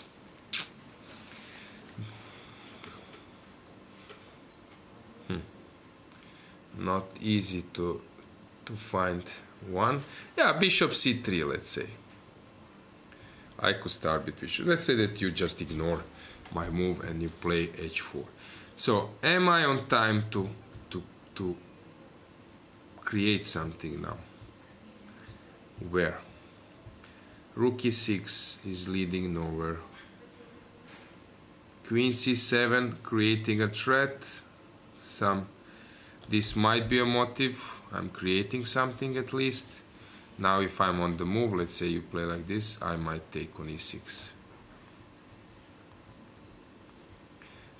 Creating a mill. Queen c3 and you stop. And you're okay. So this is also variation, not... Yeah. It's also not a threat. But okay, bishop c3 I think white should play for a start. And now it's my turn. Because maybe if you play h3 I can push maybe some g4 at some stage, and then this. But something is with this queen f8 sacrifice. I'm trying to make it work and I don't see it. Maybe you guys do, but I don't see how I could arrange it. This would be beautiful if it works somehow, but I don't see how. Bishop c3, okay, h4. Give me this position. Now it's my move.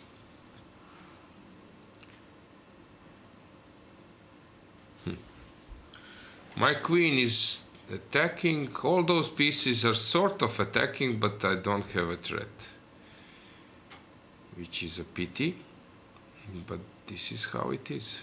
Okay, of course I can offer a queen's exchange at some stage. But black has to play something as well. He cannot just be in place, right? Yeah. So just a sec. Let's say that I play this move.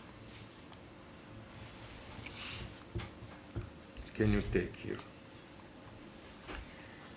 Any trick downstairs? Probably no. Bishop c3 with the tempo. Bishop c3, you retreat the queen somewhere, even b8 is possible. Yeah, bishop c3 is the start.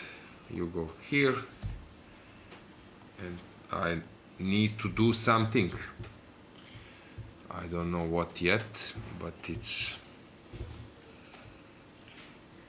time to figure it out, something, I don't know what.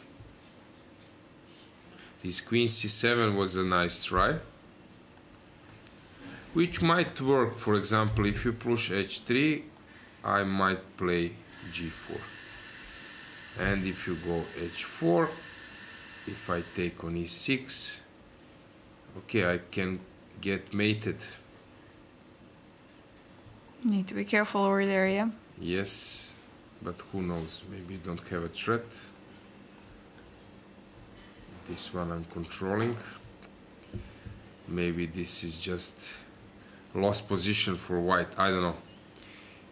We will see. But obviously, white is the one in charge there. Ina. Let's find another time travel addict. Okay, white is now. It's doing okay.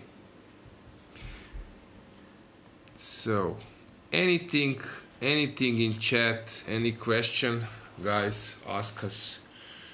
We are waiting for your questions to start some discussion, right, Ragnar? Yeah, of course. We had some time trouble on board number 1 as well. Maybe not such severe one, but getting there. Okay, white 6. The black looks very, very good there. I would be very comfortable now with black's position. Let's briefly check, has something changed here as expected. That was the point to offer a queen exchange. Monica, knight d4, nice move. d5, knight d4, always you're happy. Oh, this is getting very serious. This rook e8 motive and knight d4, like they're watching each other's game with Osmak. yeah, right. You noticed correctly. And then f5 is coming. Okay, now the line goes on. What's going on here? Who knows? Is there any possibilities here? I don't know. Maybe it's nothing. Maybe I'm just winning with white. So here we will check. Irina is quite comfortable, but still there is activity. So why she took an e3, I don't get it. Maybe she couldn't find the right spot for her queen. Alina being invaded by the knights, but still complicated. Hard to say. This one we were touching a bit before.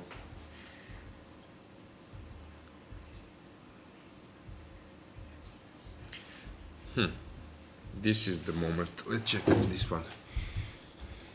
Maybe this queen b6 was not optimal at the moment. Okay, I'm missing some pieces. I would play bishop e6 in this position. I would play this, and then bishop c4 would be my motive, trying to secure to win this square.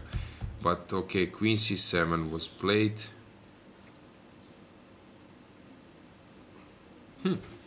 Very interesting. I don't think that now there is a big attack from black side. Okay, let's stick to our time trouble game. So bishop c3. Why rook c8? Why not to move on with h4? Let's see, what am I missing?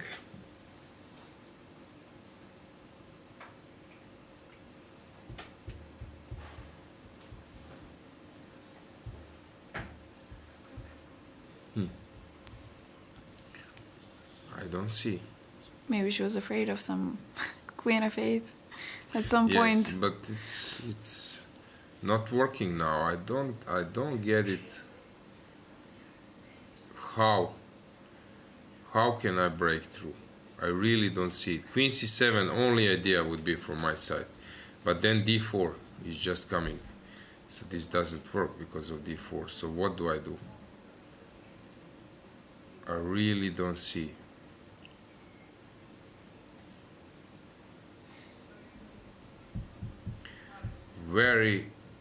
I'm very curious.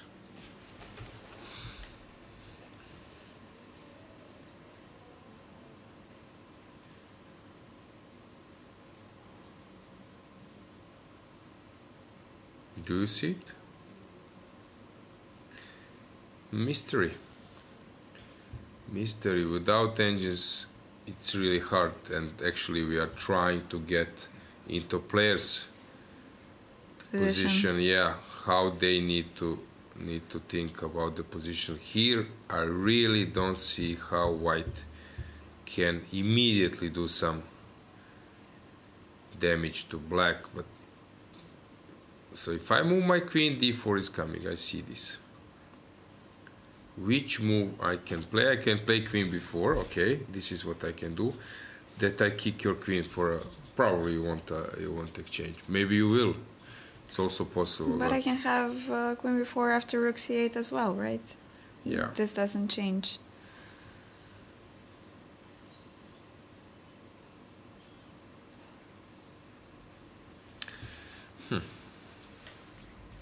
Yes, mysteries, chess mysteries.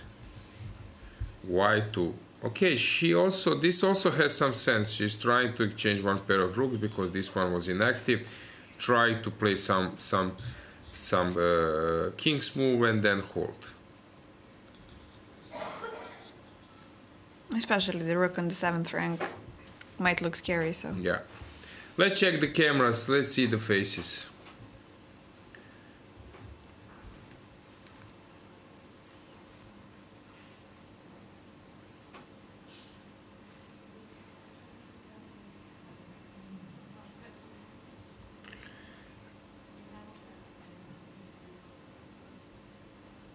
So we had one question before.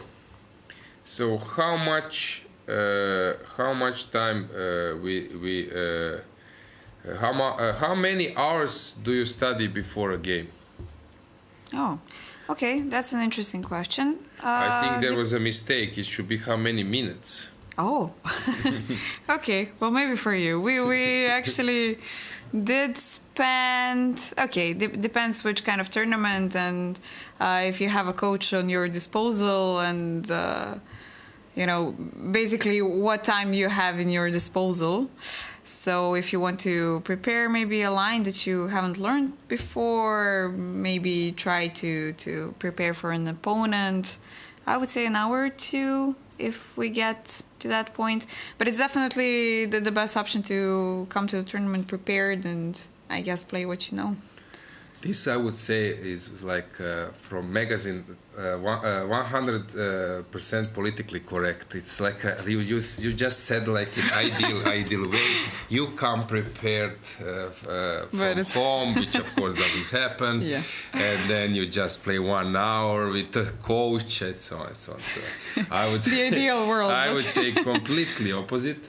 I would say that of course you don't have time to come prepared because you're playing some tournaments and you don't have time except if it's COVID-19 pandemic and then you have 1 year to study your repertoire, but usually you don't have some time. You're probably studying, you're making some camps and maybe during preparation you're finding some possibilities, or after the game you check the games, you check the databases, and then you see this game, it's interesting, this move, that move. I see during the board. Actually, there are some players who were play differently during the board. They just see some move and preparation. They know let's try. Let's give it a try. You need to be very confident and brave to do so. So basically, I would say in my best, you know how much time I prepared? 5-6 hours before the game. And then I would play a game of 6 hours. This was the way I was doing, because sometimes you just open the repertoire. I'm speaking about 2550 till 2650 level. You open the database and then you see that you cannot get advantage anywhere. And of course you want to white. With white you want to win, especially with white. With black sometimes your equalization is fine and it's a little bit easier to be satisfied. But if you want to win a game, you see I don't have advantage there. This is too dry. This is too dry. I cannot play that. And then the guys are playing 5-6 openings, and you need to find some lines in every opening. And basically, you know how the preparation of top players do. They say this way: if he plays those, he's playing 5 things. If he plays this, I have like a novelty, strong novelty. one of five options of my opponent. If he plays second option, I will have some normal position without advantage, but with lot of pieces on the board.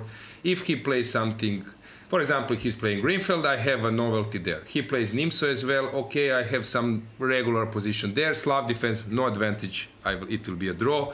If he plays Queen's Gambit, no advantage. It will be a draw. So basically, you are starting your game with maybe two out of five possibilities that you catch your opponent. But I was working a lot, and I wanted to surprise my opponents, to play something, and to have more possibilities, and to remember all those lines.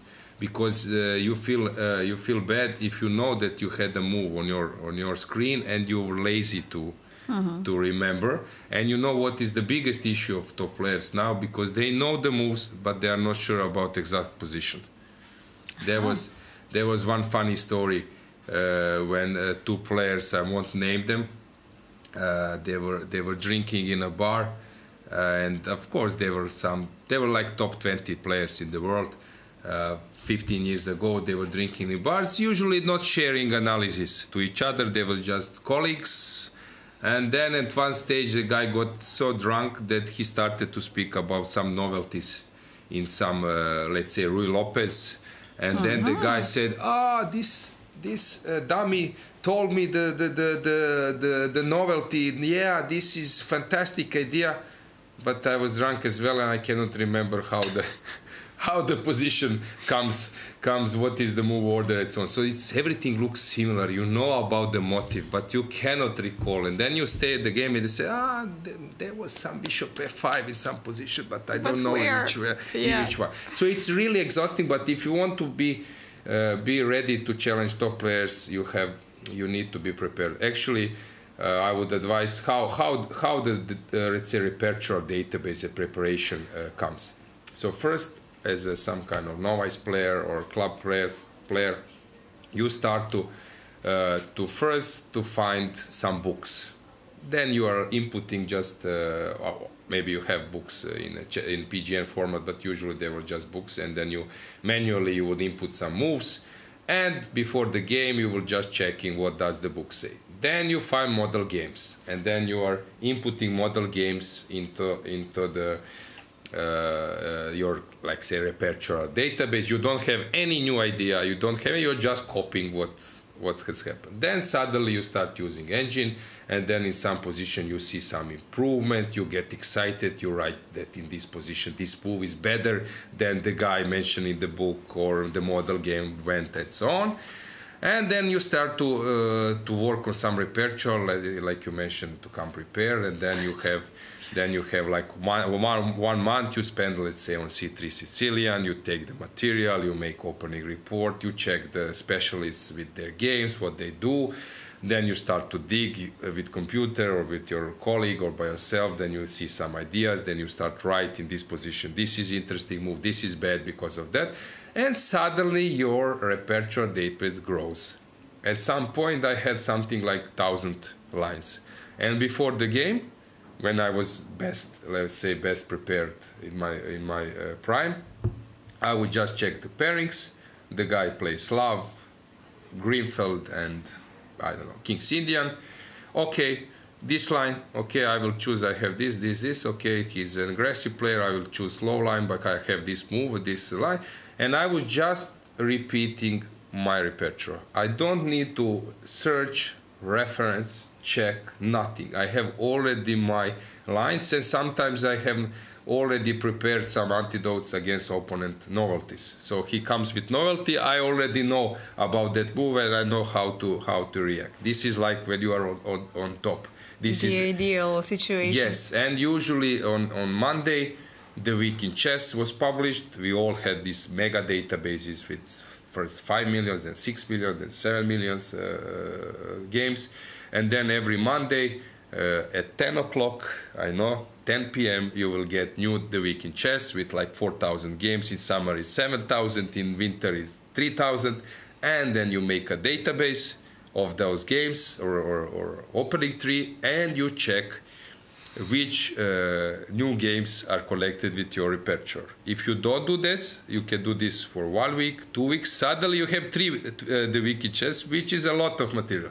And then you go through the games and you see, Carson played that. I need to analyze this. So interesting move, or some Argentinian IM play an interesting move in my, which I was not covering before in my analysis. Found something new.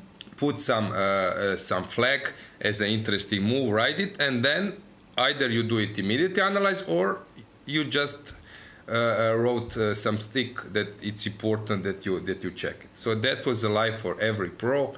Monday evening, and then sharing of analysis with some colleagues. This is another step. Then writing some books and so on. But as I said, as a pro, you need to have this. Botvinnik has said long ago, you need to have your own database. For amateur players, I would advise that they start making repertoire databases. I have one repertoire database for white, one for black. I have one only for Sicilian because it's so much material. And then, as I said, you copy one player. This is useful. You make some model games. So before the games, to be a bit inspired, how Kasparov played that line, which is the motive, and so on. Same goes for coaches. When you are coach, you are just putting topics. Let's say opposite squared bishops, model game. I will put this as my material for my students. And suddenly your coaching database start to grow. You are reading some new chess magazine or going through some tournament. This is my professional deformation, so I will hear and see in this tournament, interesting way of interesting rook endgame. So let's input this game in my database. And suddenly you have topics, endgames, openings, and so on and so on. So this I would say this scientific approach in chess. Also, you need to have. I was actually after every blitz, I would even sometimes round robin blitz with 20 rounds. I would come home and I will try to repeat the games.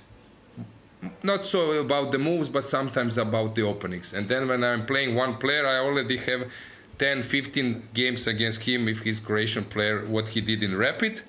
And there was one story I played against Hrvoje Stević, and then he played, I was an IM, but close to GM title. He played one game which he hasn't played for 15 years in the Classical, but he played against me in a Blitz 3. So he said, how on earth you knew that I will play? I was not telling him a secret, yes. So this is a life of pro. Of course, if you have bigger team, this is the easiest way. This is the fantastic way.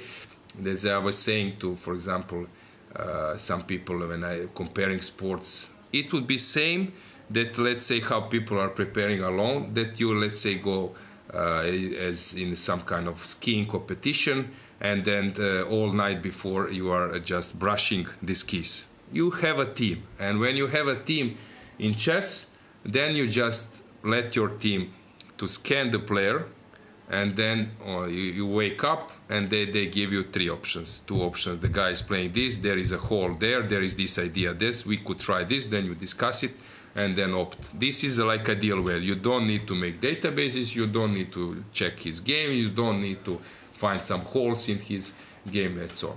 But my opinion, when some grandmaster like me, where I could help, for example, some players who are on a lower level in preparation, because the idea is that you catch your opponent on a territory where she or he doesn't play the best level. So, for example, if one player has 2000 rating, he might play some openings 2200, some 1800. So if you catch, for example, the guy study all his life Dragon, and he plays Dragon 2300 level. If you are lazy and if you are not a pro, and if you enter that level, suddenly you are playing opening against 2300 player, and that guy nominally has 2000. If you catch him somewhere in unknown territory, the guy might start to play 1700 or 80. It's much easier to play against 1700 than 2300. This is my concept how I was doing in my career. I'm not a pro anymore, so I don't have any secrets. I'm ready to share guys, you're getting some priceless information over here, so make sure to write this down. Yeah. So, any questions? Let's let's see the camera. Let's see the moves. Let's see the moves. So, what has happened in our games? Once again, Dragana Nikolovska. I'm Alojzije Jankovic. So we are here as a commentators.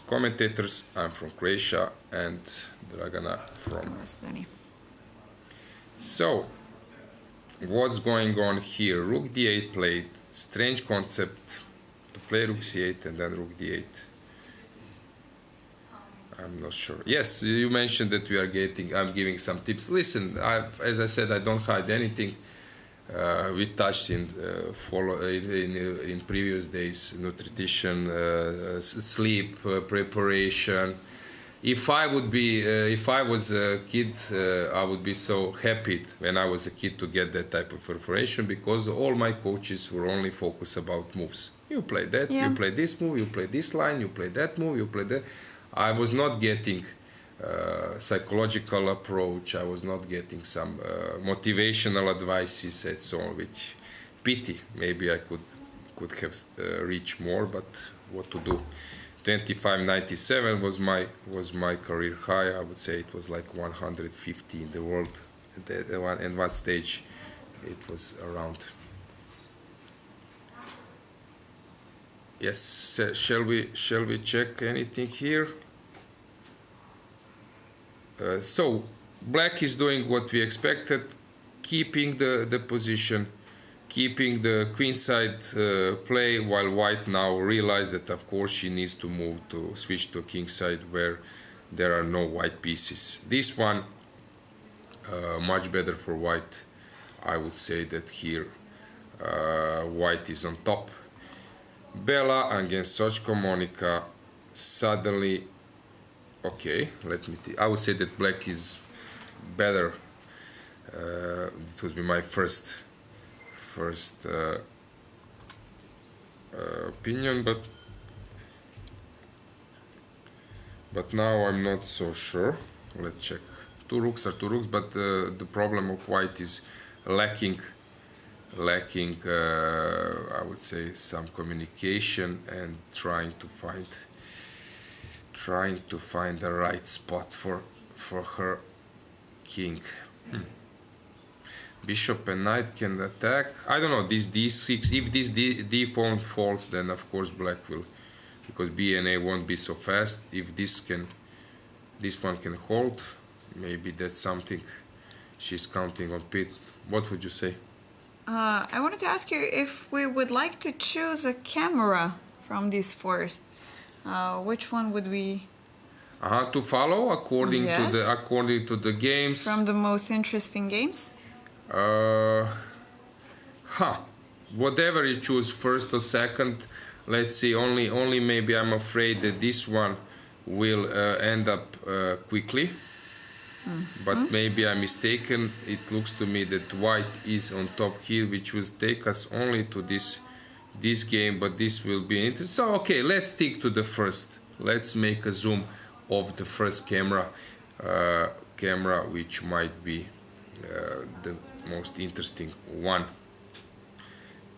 Okay. Yeah, while we are thinking, while we are waiting for that, let's check what do we have here. Okay, black is trying to organize her play, but of course this looks scary. This is some domination. Here,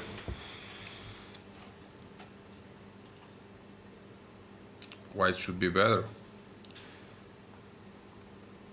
Clock management, 7 minutes. Only 7 minutes, yeah.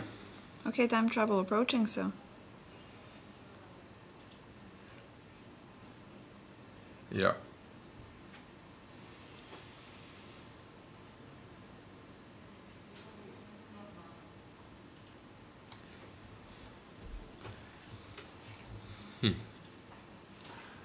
Places, people are really getting ready for time trouble, right? Do you feel that the time trouble is coming? Yeah, we always like this 6 o'clock to 6:30 something. Yeah. The most interesting part of the game. I was always I don't know, not being angry, but somehow I was always unhappy when I see television, for example, some big televisions, national televisions, coming to chess tournament with a standard tempo and coming because they got probably an email or invitation that the first round starts, or the round starts at 3 p.m. and then they will come like 3 p.m. and shoot 15 minutes and say, okay, no tensions, those chess events are not so dramatic. And so, of course, when you're putting, like, for example, you are coming to a match of Djokovic, Nadal, and then you come the first game. Of course, it's not the same tension as the so of course I'm always trying to tell. That's why we are also including switching to Montenegro Sport Channel at this part when it's getting more and more interesting, where people are more nervous and you feel the tension. It's typical score sheet. When people are writing score sheets, you can check first few moves. It's so nice, fantastic. Even some beautiful handwriting. And then when the time trouble comes, they are just writing nonsense, so they cannot reconstruct. Even sometimes claiming a draw and cannot ring their own their writings. This one somehow always. Lilith is always ready to find some way to play, right? Anastasia, hard to say. This one, white started to attack black, it seems to me, but maybe I'm mistaken. Laura, pawn up, right? But some issues. Marcel, doubled pawns. Slightly better, but not much. Draw is around the corner. Here, now white is thinking forever how to create a threat. Probably it would be the same if she played h4 instead of rook c8. It's not easy to create a threat. Evgenia is trying to hold. This one is bad. If this bishop enters the game, then white will have initiative, you will ask me. Better for white, great blocker, ready to attack this pawn and hiding from the rooks. So what's going on here? White is maybe winning. No, takes. Oh, sorry, I forgot one thing. Yes, I need to take. You take.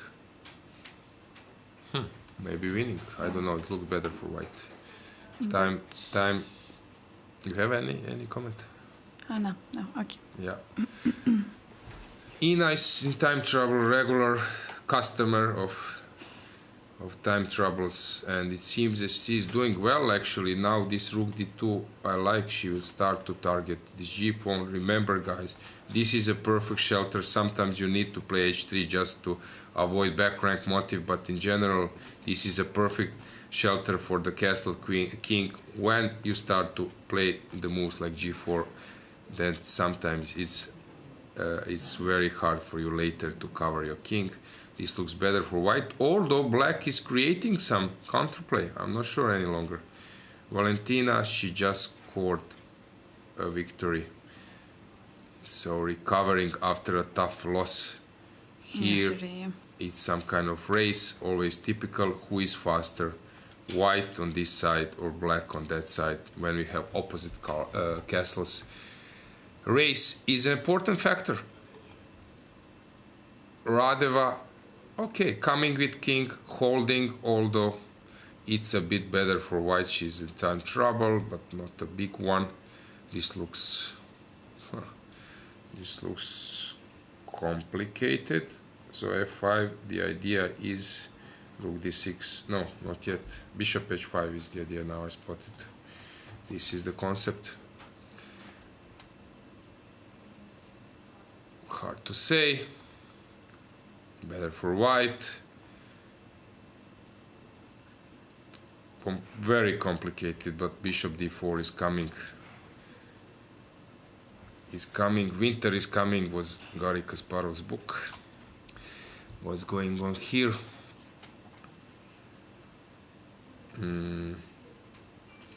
it was fine for black, I guess. So we are doing like a brief check, because guys, soon we will switch traditionally already to Montenegrin channel. 10 more minutes.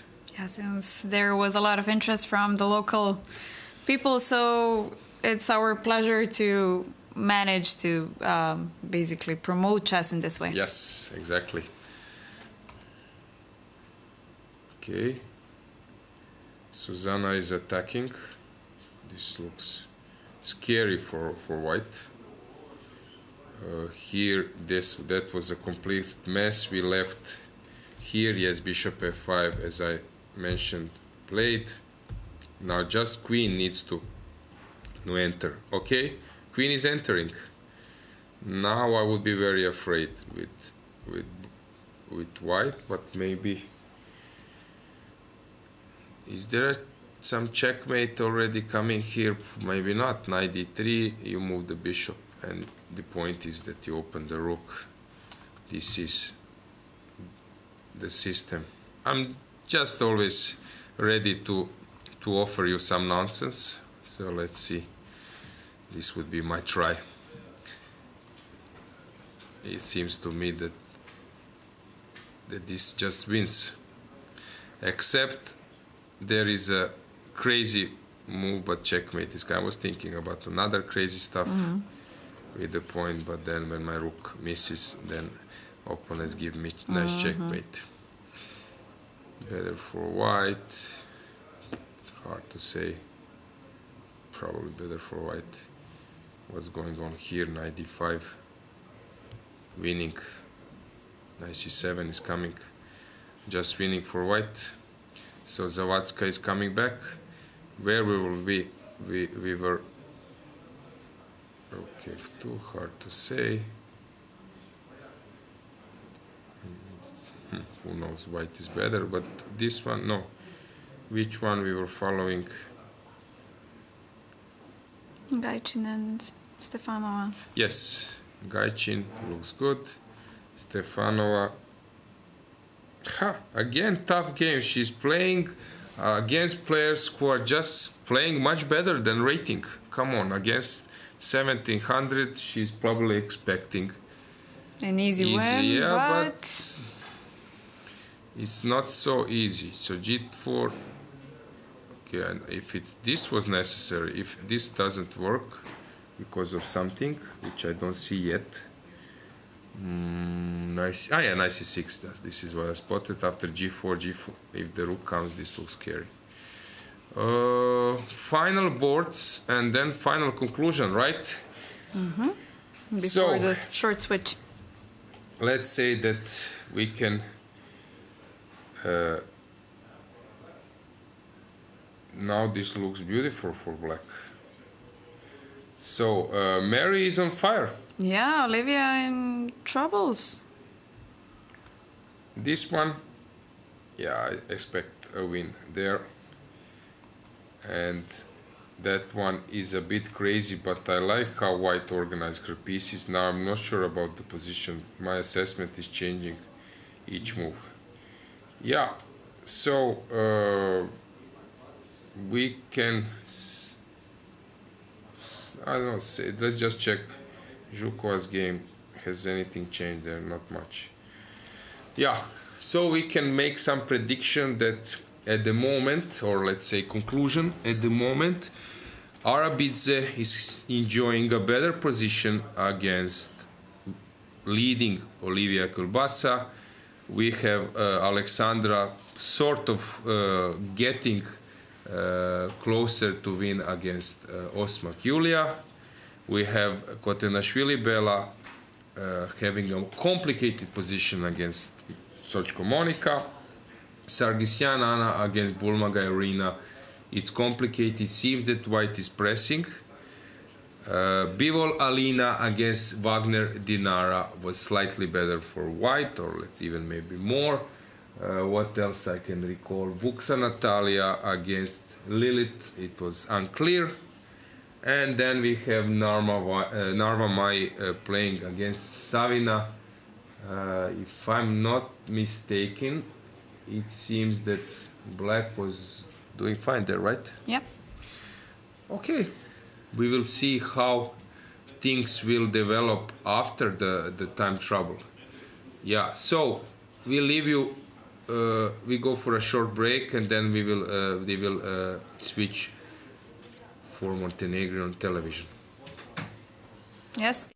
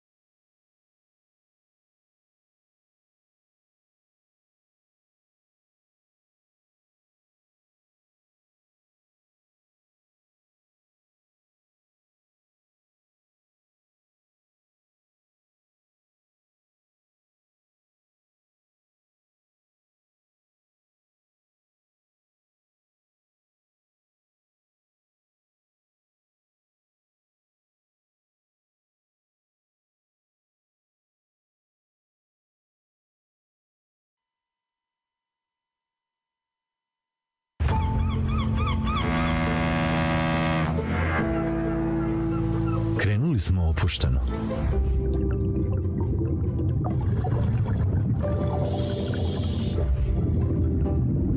Onda smo pojačali tempo, jer smo osjetili da možemo više. Bilo nas je sve više i više. I to nam je dalo snagu da idemo dalje i još više. Uvijek tu jedni za druge. Pravi prijatelji na istom putu.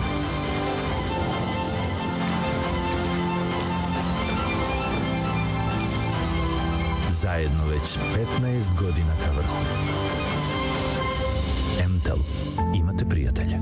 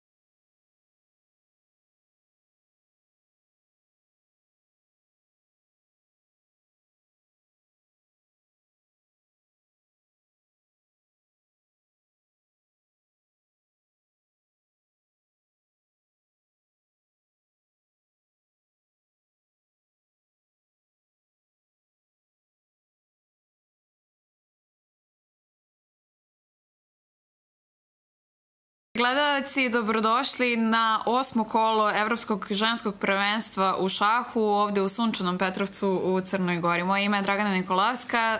A ja sam velemajstor Alojzije Janković. Ono što je bilo jako interesantno u jučerašnjim partijama, evo kratko da se osvrnemo na rezultate, imali smo pobedu Ukrajinke Osma Kjulije, na drugoj tabli imali smo pobedu Arabidze Meri iz Gruzije na 5. tabli, još jedna bitna pobeda na 9. Malcevskaja Aleksandra iz sada Poljske, možemo reći. Ono što je bilo jako interesantno za vidjeti na poretku posle 7. kola je da su prva 3 mesta zauzele igračice iz Poljske. Kjolbasa Olivija sa vodećih 6 poena sama na vrhu, Soćko Monika trenutni šampion od prošle godine koja brani titulu, koja ima 5,5, Maltevska je Aleksandra isto takođe 5,5, Osma Kjulija, Arabidze Meri, devojke koje smo pomenuli da su ostvarile pobedu u jučerašnjem kolu, sve 4 sa po 5,5 i posle njih 15 devojaka sa 5 poena. Tako je, za sad izgleda kao dominacija Poljakinja, no ima dovoljno kola do kraja. Danas smo tek u 8. kolu, zapravo sada kreću one prave stvari finale. Oni koji su uspjeli stvoriti neku zalihu su naravno u boljoj poziciji od onih koji se moraju priključiti vrhu. Još ništa ne znači, ima tu biti partija. Na prvom stolu Kjolbasa Olivija igra protiv Arabidze Meri koji smo spomenuli i vidjet ćete da u ovom trenutku u nekim je problema, neće biti lako bez obzira što je sa bijelim figurama današnjoj partiji isplivati, tako da čeka jedan težak meč. Također Maltevskaju koji smo spomenuli igra protiv Osma Kjulije i ta partija je praktično pri kraju, tako da ta pobjeda Maltevskaje može naravno promijeniti kasnije potpuno poredak. Ona je priključila se vrhu sa ovom pobjedom. Na trećem stolu Kotenašvili Bela, Soćko Monika, jedna oštra partija u kojoj ćemo vidjeti postoji različiti materijal. Igračice su provele neke udare koji su rezultirali toga da imamo različiti materijal na ploči, dok crna ima damu, bijela ima topove, jedan onako vrlo zanimljiva situacija. Znači puno toga ima za igrati, puno ima zanimljivih partija, jake su partije, tako da mala razlika, mali detalji odlučuju. Mi smo se sada uključili u ono naše standardno vrijeme kada možemo vidjeti dramu na stolovima i predlažem da pogledate malu kameru iz dvorane. U ovom trenutku još je ne baš toliko malo ostalo do zadnjih poteza, do 40. poteza kada se završava takozvani Zeitnot, no vidi se da igračice su sve već malo postale nervoznije, vuku poteze u ubrzanom tempu. Ono što vidite gore, pa vidite da je na ploči malo već izmijenjene su neke figure, no još uvijek ima dovoljno materijala. Čisto možemo reći i koga vidite takođe kraj malih ekrana. Kotenašvili Bela ima bele figure i ona je recimo malo udaljenija od kamere, igra protiv Soćko Monike, dakle to nam je treća tabla u dvorani. Na četvrtom stolu, odnosno igračice koje su bliže kameri, Sargisjan Ana protiv Bolmage Irine. Da, različito igrači se doživljavaju taj trenutak Zeitnota, neke su uznemirenije, neke su duboko u koncentraciji, ali vjerujte mi, u njima se svima sada kuha jer znaju da ono što su stvarali posljednja 3-4 sata može jedna greška jednostavno uništiti, no također i mogu iskoristiti neku grešku protivnice, zato daju maksimum od sebe i pokušavaju pronaći najbolje za što se može ponuditi u poziciji. Predlažem da pogledamo poziciju na ploči u ovom trenutku. Partija prvog stola, Kjolbasa Olivija protiv Arabidze Meri, bijela je Kjolbasa, blokada je na ploči, vidimo da zapravo tu nije promijenjeno toliko figura, ovi pješaci su u lancu, bijeli ima svoj lanac, znači blokadna pozicija, u blokadnoj poziciji malo više ima nadmudrivanja zato što nema direktnog sukoba, no ovdje vidimo neke udare. Crni je već zauzeo, odnosno crna je već zauzela prostor na daminom krilu, dok bijela na kraljevom krilu još nema nikakvu inicijativu. Osjeća se u ovom trenutku da je crna u boljoj poziciji i onda vam se to i prenese na stanje na satu. Stanje na satu, Kielbasa Olivia ima samo 6,5 minuta, dok njena protivnica ima 25. Ono što smo mogli vidjeti od samog početka partije jeste da je Arabidze Meri bila definitivno pripremljenija, naročito po stanju na satu, s obzirom na to da smo imali razliku od pola sata nakon samo 10 poteza. Tako je, u ovom trenutku sad tih 25 minuta koja ima crna za razliku od 6 minuta koja ima bijela može znači da u jednom kritičnom trenutku ona može se odlučiti da li će krenuti u završnicu, promijeniti dame, da li će odigrati neki napadački potez, dok bijela nema taj luksus, ona mora vući više na intuiciju, manje može daleko računati i to je čini da je u podređenijem položaju. Naravno u ovom trenutku pokušava mijenjanjem figura smanjiti broj mogućnosti na ploči. Za sada, evo, jedna pozicija od koje očekujemo puno u smislu nekakvog iznenađenja, ne očekujem da će ova partija završiti sa remi ishodom. Kao što smo spomenuli, 8. julija je izgubila protiv Maltevskaje, samo ćemo se kratko dotaknuti vatrometa koji se dogodio na ploči od ovog trenutka. Čini se da je u otvaranju bilo mirno, no zapravo ovaj potez nagovještava vatromet. Problem bijele, što se na kraju je kao pokazalo, je nerazvijenost, ali vidjet ćemo kako je ona to uspjela zapravo minorizirati i ne dati svojoj protivnici šansu da iskoristi taj napad. Pogledajte što se dogodilo. Sada je jedan potez koji je vrlo čudan, zato što u ovom trenutku, nakon izmjene na D5, crna igra mrtva hladna potez lovac B6 i jednostavno ignorira napad na skakača. Po uzimanju skakača otvara se, možda to u ovom trenutku nije vidljivo, ali otvara se linija, na uzimanje slijedi potez D3, takozvana vilica, napad na dvije figure, no nakon poteza dama C3 crna nastavlja u tom svom nekom veselom duhu, ne uzima skakača, nego igra jedan potez koji vam se možda može činiti onako neshvatljiv, kako sad najedanput crna ima vremena za jedan tako tihi potez topom, no slijedi sjajna kombinacija na potez lovac B2, uzet je skakač, a ovdje je važno reći da u slučaju micanja skakačem bi slijedio prekrasan potez lovac D4. Uzimanje vodi do poante cjelokupne kombinacije, top se otvara, kralj dolazi pod napad i najedanput ovaj pješak postaje napadačka figura i uzima bijelu damu. Sjajna kombinacija kojom bi crna materializirala svoju strategiju, no kao što sam rekao, bijela je to sve anticipirala i zapravo prelazi u napad, najedanput nije zainteresirana za držanje svoje ekstra figure, nego zapravo želi igrati na bolje postavljene figure, vraća materijal i to se često dogodi kada iz jednog napadačkog stila prelazite u obrambeniju poziciju da vam ostanu neke slabosti koje ste ostavili po putu. I tu se bijela brzo razvila, napravila inicijativu i na kraju ove dvije figure, ova baterija je presudila u korist bijele. Idemo samo pogledati brzo što se događa u poziciji između Bele Kotanšvili i Monike Sočko. To je ono što smo također spomenuli da je crna osvojila damu, kako se to dogodilo. Sličan motiv kao i u prethodnoj partiji, pogledajte ulogu topa, to je taj rengen u šahu koji se koristi kao taktički motiv, gdje još linija nije otvorena, ali posredno se otvaraju mogućnosti i crna je to iskoristila sa skokom na protivnikovo polje. Slijedilo je micanje jer uzimanje bi dovelo do istog motiva.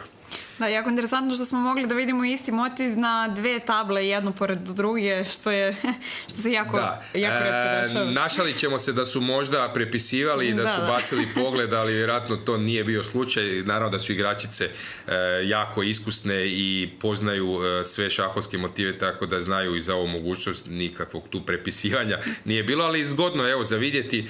Bijela nije na kraju uzela, no kako se dogodilo sad ovo da je crna završila sa damom, a bijela sa topovima, vidjet ćete.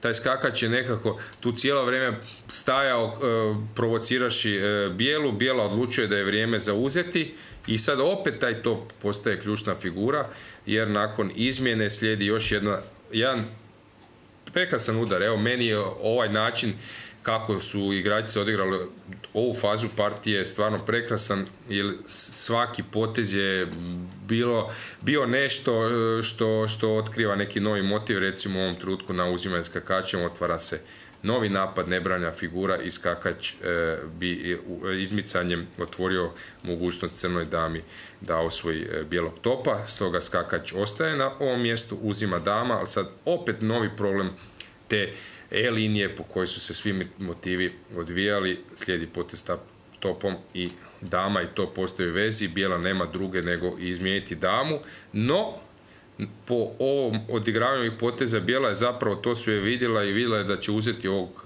pješaka i najedanput ovaj pješak postaje snaga. Crna se borila protiv pješaka, kralj se primakao, sad crni ima damu, pokušava napasti. Podsjećam, samo mogli bi spomenuti samo materijal koliko vrijedi koja figura.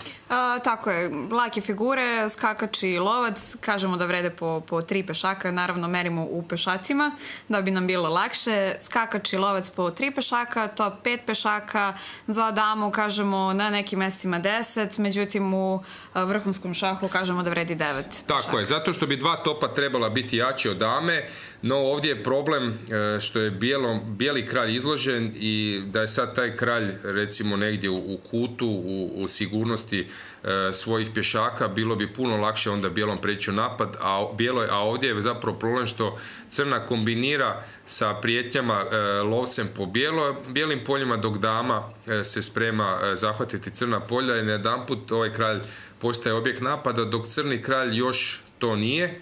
Slijedio je potez tope 3 i sad ključan potez zato što je bijela prijetila dati šah i praktično mat, jer kralj ne bi mogao van zbog ovog drugog topa koji kontrolira E-liniju. Slijedi sjajan potez G5 kojim zapravo otvara si prostor. Svakim potezom se malo iznenađujemo, mijenjamo ocjenu, teško je shvatiti, igračice igraju jako duboki šah, ovdje je slijedio potez top F3 i zapravo bijela napada točku F7 i teško je reći koji kralj je zapravo nesigurniji. Nesigurniji, da. Da, evo, to je stanje kod Sočko Monike. Prvu ploču smo vam već spomenuli, tu nekako tipujemo da trenutačno po položaju figura i stanju na ploči da je crna ta koja je trenutačno u nekoj fazi inicijative. Na trećoj, ja bih ipak, ne znam za tebe, ali ja bih ipak rekao da bijela tu ima pritisak. Da, svakako Bela ima inicijativu, tako da vidjet ćemo kako će partija završiti. Da, bit će sigurno zanimljiva partija, očekujemo mnogo od nje, dok je na 4. stolu, to su ta prva 4 stola, Bulmaga Irina je s crnim figurama pod nekim napadom, bijela je onako barem vizualno izdominirala centar, pa ćemo vidjeti u kojem smjeru će to odvesti. Tu bijela ima 4 minute, dok crna 8 minuta i to je partija koju možete vidjeti sada na kamerama. To je partija u kojoj je, evo vidite u donjem dijelu, u kojoj bijela nekako djeluje sigurnije. Djeluje sigurnije i smirenije, dok Bulmaga Irina ima ruke na glavi, što znači da je definitivno neka duboka analiza u... Tako je, ona vidi prijetnje bijele. Bijela je nekako dosta, ono kao što sam rekao, dominantnije postavljena i sada je jako bitno crnoj da ne napravi neku grešku koja može završiti nekim udarom, nekom taktičkom kombinacijom, nego da pokuša što duže partiju držati neizvjesnom, razmišlja možda i promijeniti neku figuru. Teška odluka, vremena nema previše, ja bi ovdje da sam crni razmišljao o možda promjeni dame. Uvijek zapamtite kada protivnik napada, jedan od načina smanjivanja obrane je promjena dame. Upravo ono što možete i vidjeti na malim ekranima, dama je 4, odnosno ponuda razmene dame. Tako je. Sada da se stavim u kožu bijele, razmislio bi da li sam obvezan promijeniti dame. Ukoliko to nisam, naravno da to ne bih svojevoljno učinio. Baš jedan zanimljiv trenutak kako će sada reagirati bijela. Naravno, po meni još uvijek bijela ne riskira previše, no ovaj je ključan potez koji može odvesti crnu u ipak neku mirniju situaciju.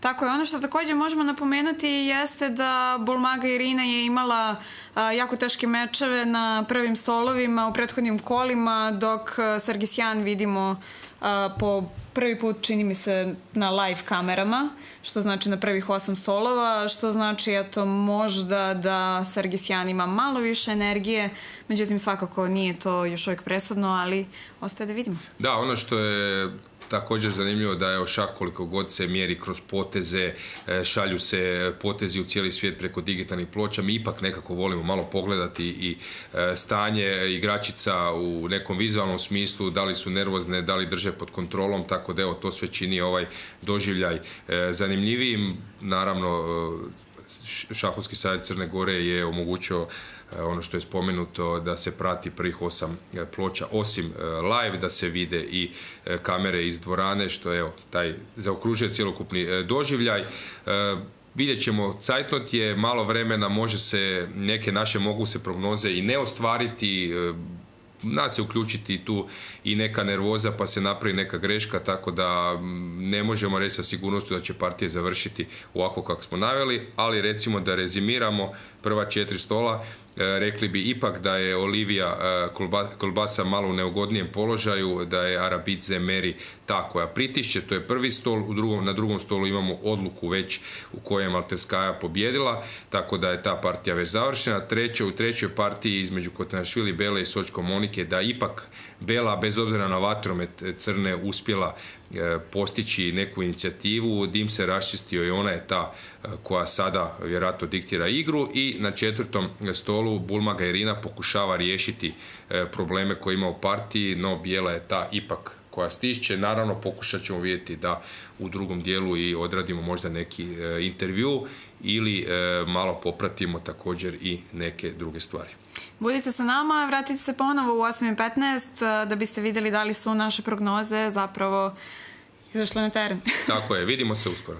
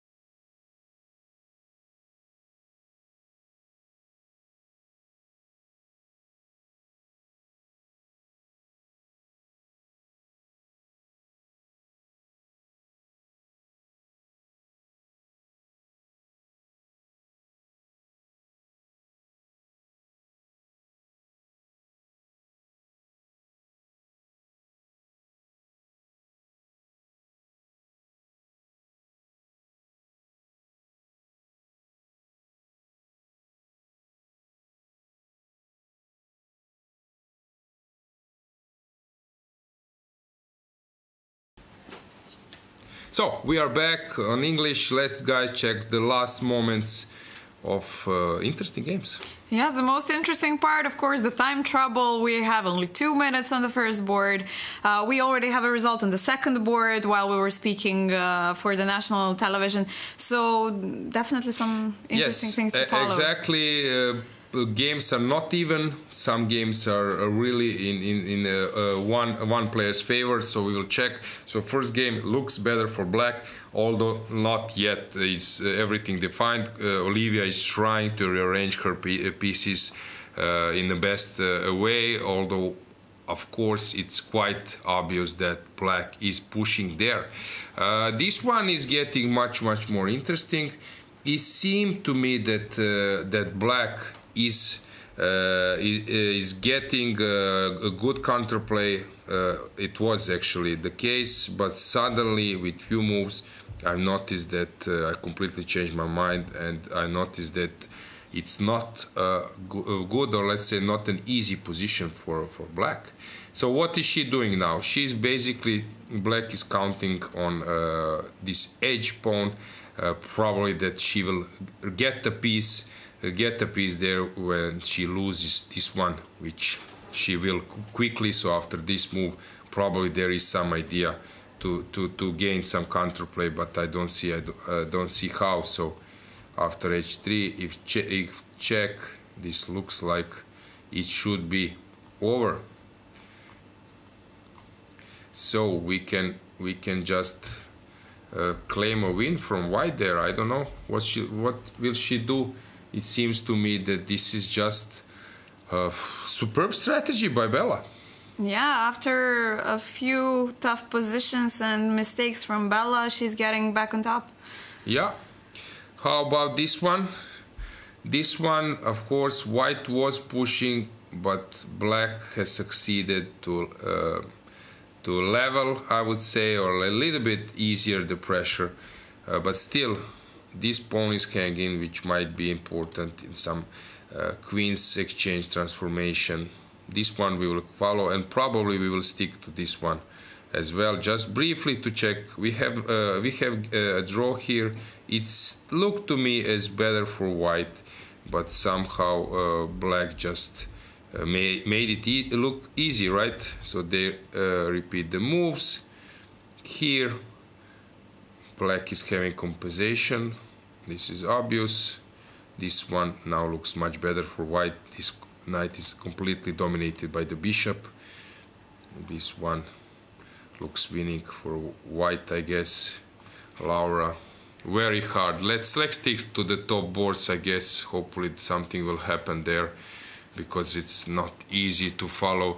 So many time troubles, so many tension there. So let's stick to the first boards. But before, let's just switch to cameras, so guys, that you can see how they are doing there. Yeah, complicated battle ahead of us.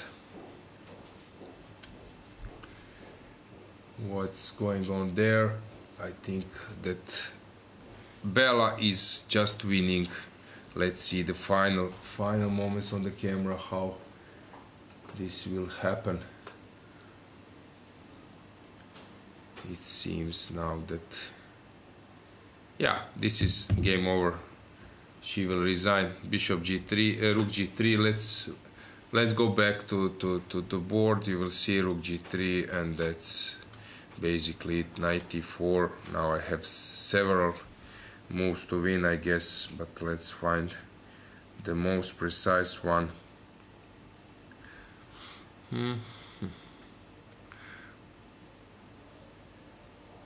Which one is the best one to win? How to create a threat, always my question. Maybe I was hurrying a bit, but okay, this looks logical. And now probably creating some mating net. Rook g5, rook e5 is not a mate. How should I move on? Rook g5 maybe cuts the route for the queen. And now do I have any move which is winning? I don't see it yet. So let's find some trick. Is there any trick around?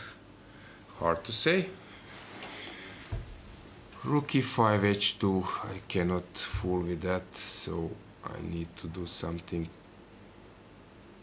smart. I think I spotted. You must come here. I push, and basically that's it. That's all, folks. I can come with the king, and if you push, Knight g3. you can do this, but yeah. So queen g1, knight g3. It's a done deal. But let's check. Will the game end this way? This is what I spotted. Let's see what Bella has in mind. So let's just check other ones. The clock is ticking. Really hard to say. Here, c6 played. Okay, and some really tough time trouble. 27th move and 2 minutes against 1 minute to. They have to make 20 moves in blitz mode. Okay, this is interesting. I was thinking about this intermezzo. This is a nice touch. This is a nice touch by Anna.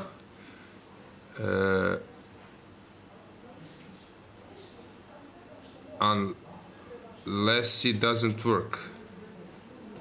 So if I take on d4, give me that option. Now I was thinking about this.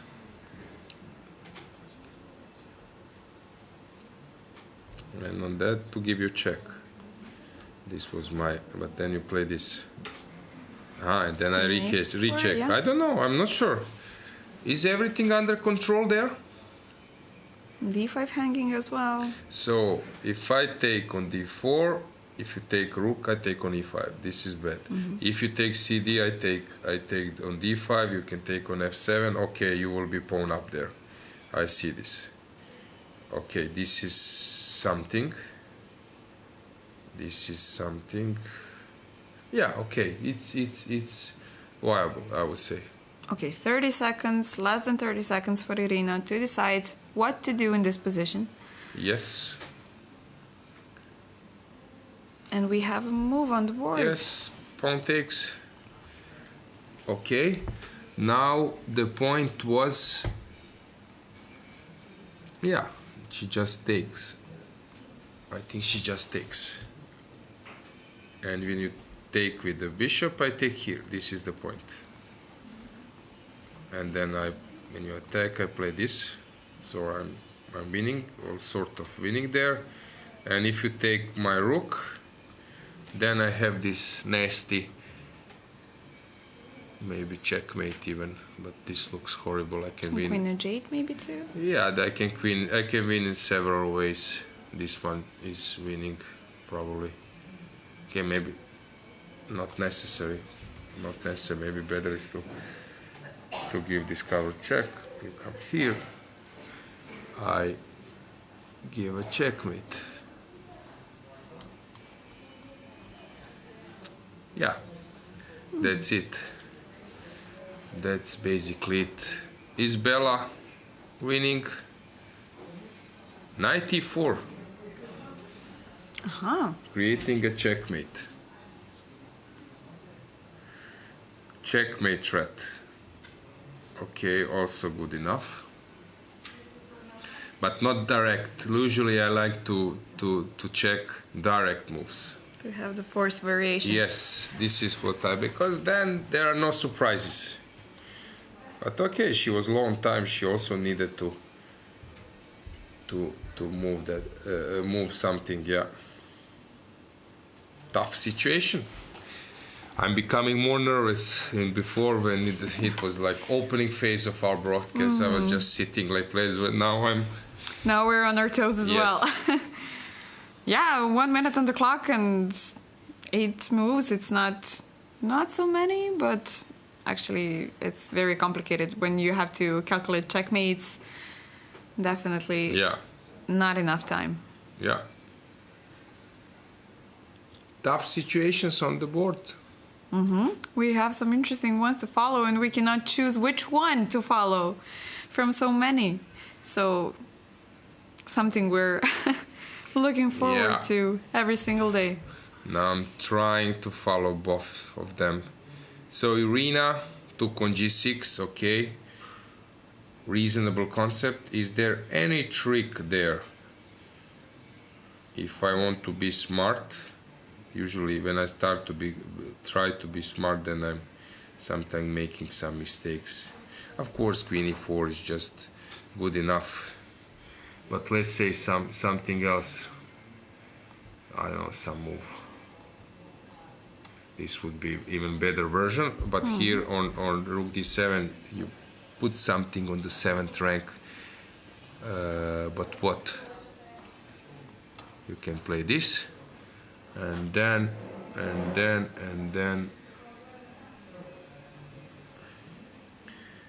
I can even move on with tricks. Maybe some rook d8? Yeah, but rook d8, rook d8 is also possible. But she comes back, and I might do it, but I was thinking, is it better maybe just to take on e4 now? and then h6 is... But okay, she's trying to play on this trick. Okay, still... queen d4 she took. Rook g6, king h8, but now I'm just getting this one. No, why she did that? Why she didn't play rook f7? What am I missing?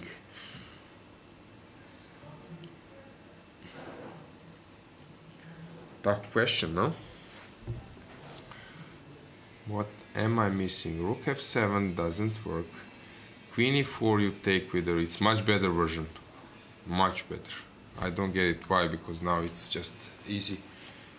Oh, she's going for a perpetual, is she? No, she's just repeating the moves, yes. And actually trying to get this with tempo. Nice touch. Okay. Threatening checkmate. Getting one more, so we will have resigned. That's it from Irina. Tough position for her. So let's check Bella. What is she up to? She didn't opt for my variation.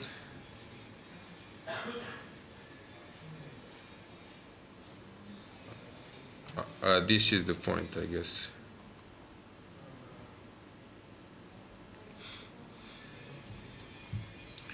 So king h6.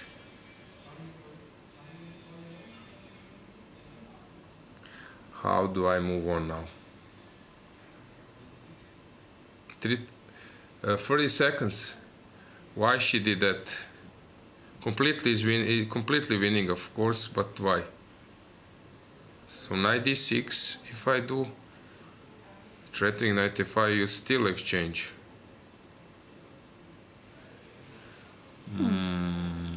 No, yeah, this because you cannot push, because I take and checkmate you. So you after knight d6 you need to take on g3.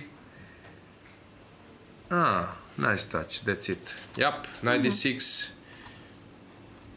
decides knight d6, and that's basically it. Sochko Monica is losing it. She's quite resourceful, but now I think that's it. She might play some queen f4 or something, but it's not important any longer. Okay, first 4 boards, we are on a verge of seeing 3 decisive results, so... Yes, players are quite comfortable with their position on the standings. No need to be super afraid. They are just ready to risk playing like normal games. They used to, if they are playing some club games, European club cups, so they know that sometimes to be heroes you need to win against this type of opponents. So for them, just a regular business. Indeed.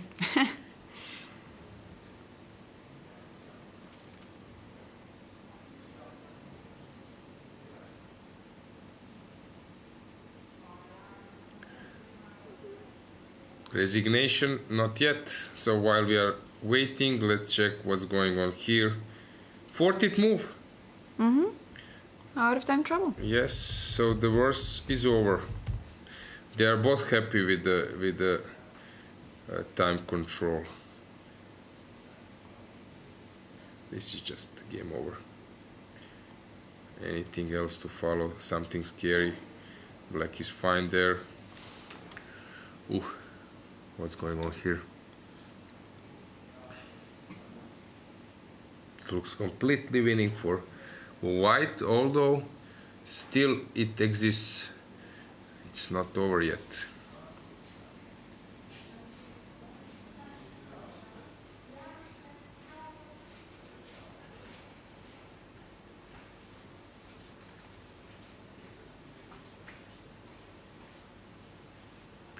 Last moments, 6 moves, long time. Bishop d6, okay. Creating threats. Creating threat, yep, I like that. Good move. Can I do anything with black? Can I have some bishop d4? Bishop d4 takes. But no, okay, yeah, of course. Yeah. But bishop h6.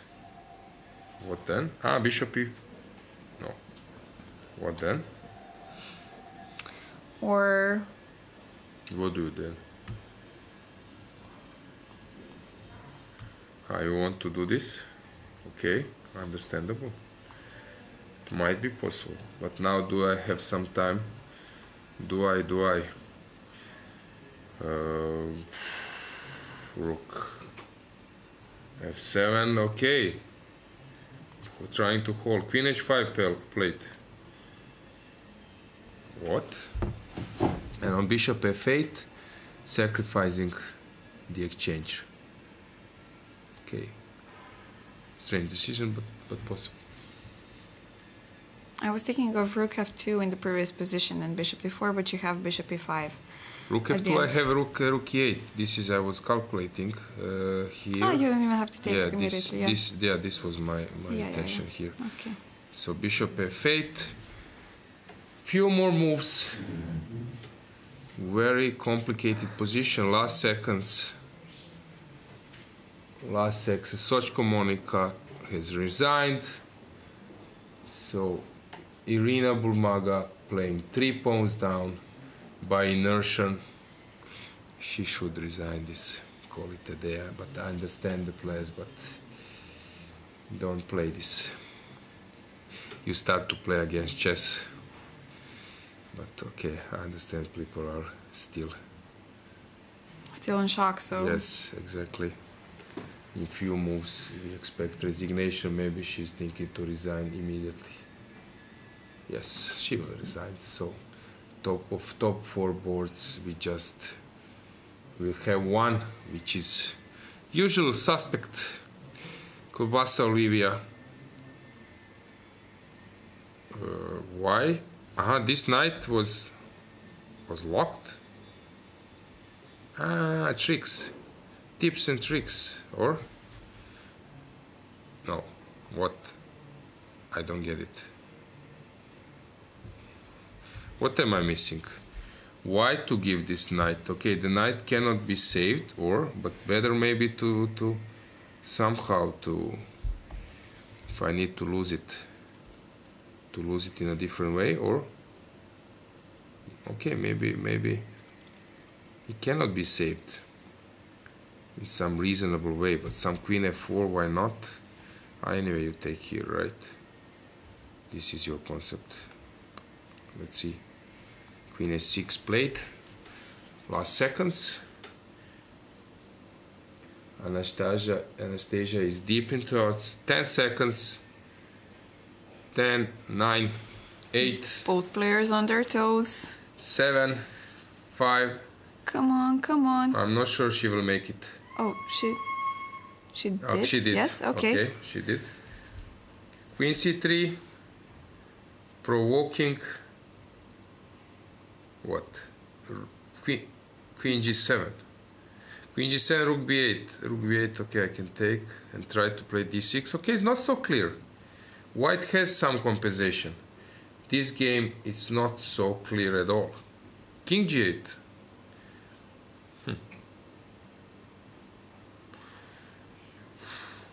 Hard to say. Yeah, okay. Probably okay move. Rook E1 will be played. I need to bring my other rook to play because on C1 is doing nothing. So I expect Rook E1 to happen. Also, if you want to move the queen, the rook will be unprotected, so... Yes, exactly. 9 seconds, come on! Okay, she will make a move. Rook E1 will come. So, Rook E1 will come. Rook E1 played, yeah. Yes, 5 seconds, 6 seconds.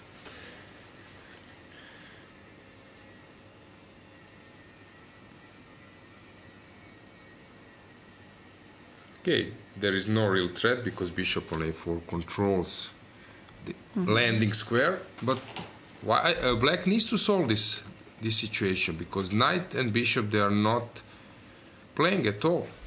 So now white needs to push her pawns like something. Okay, by d6, pushing d6. No, rook b8, queen f4. What would I do? I will play queen g3.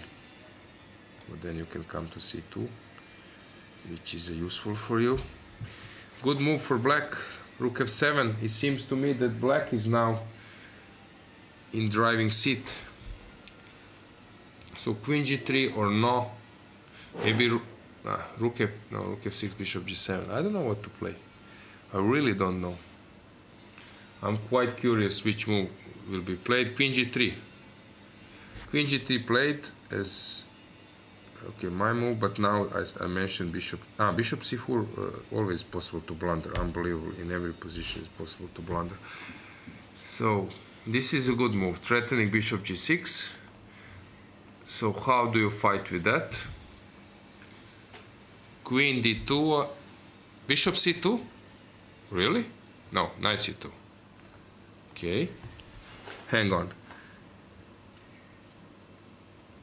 Will we see some move repetition? Okay, I go rook e6. But we're out of time trouble, so... Yes, rook e6. Important note. Yes, so if you come here, I go up. Now it's your turn. Will you allow me to sacrifice, or you will make a perpetual? We will see. So let's just make a final recap of this time trouble. Here I really don't know. I really don't know what's going on. Sachko Monica, that was it. Bulma Gairina, she probably resigned. Not yet, but she's still very there? soon. Well, both of them are away from the board, but... okay, her things are there, right? Yeah. Yeah, okay, so, but this is just game over, no fun there. Okay, this one we've already mentioned. Here, moving around, black is slightly better. Probably nothing special. Yeah, now it's white turn to think here. Beidulaeva, she lost that one, which was strange. Somehow she couldn't create anything here in this position, this queen b6. Okay, somehow was not the optimal way. Okay, this was complicated. Very complicated game, but in the end, white prevailed. Nice win. How is this board going on? Quite a mess, right? Yeah, but it seems that black is just winning. That's basically it. King g4, rook d4, and we can call it a day. It's over.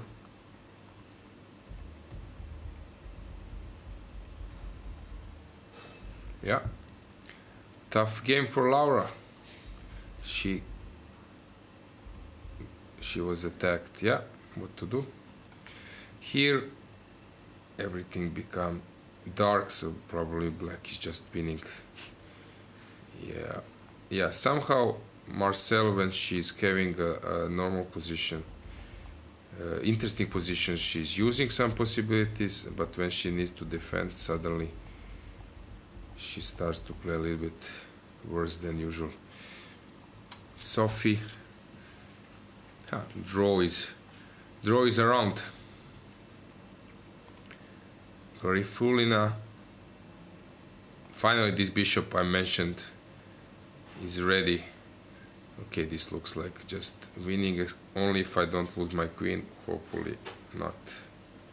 It's not so clear. You play rook h8, I must move my queen. G6? And then I go back. And if you come inside, take, I'm not, okay, this one is a strong asset if I could block it somehow, but okay, Some here. Nice e3 as well? Nice. Oh, no, okay.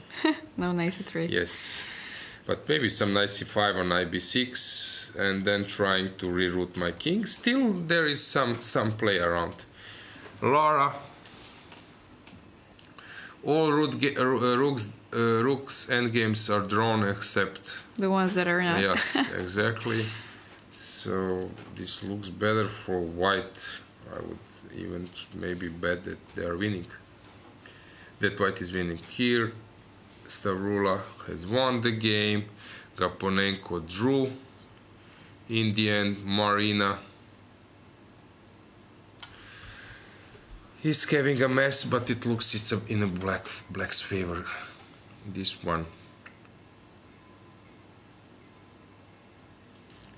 Black should be better or winning. Lela Radeva, in the end, she prevailed. How? There was some mess. She lost a piece. What has happened? White to go inside? I don't know. We will check later. This one was a draw, another draw. Hard to say. Black is probably fine. Chelushkina, piece up, but should be winning. This one looks lost for white. Nadia is probably winning that one. Rook's endgame, interesting to follow. Who is better there? Probably black. Yes, black is better pawn up. Rook and a piece down. This should be like just easy win. This one is over, but Elka Olga not having a perfect tournament. What's going on here? B7. Who is first? White is first, but white cannot give check, so I push.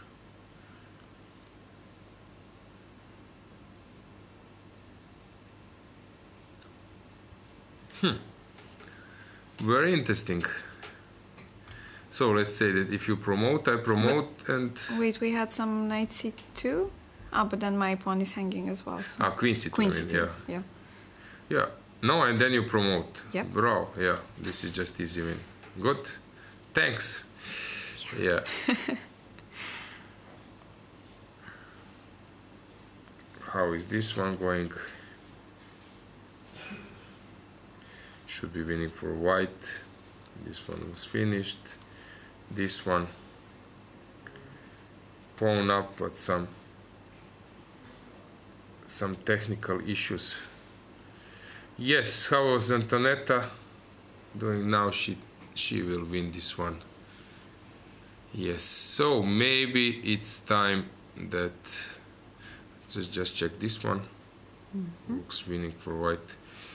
Maybe it's time that we just recheck once again. Here unclear, but black is better. That one, okay, resigning, just playing some moves.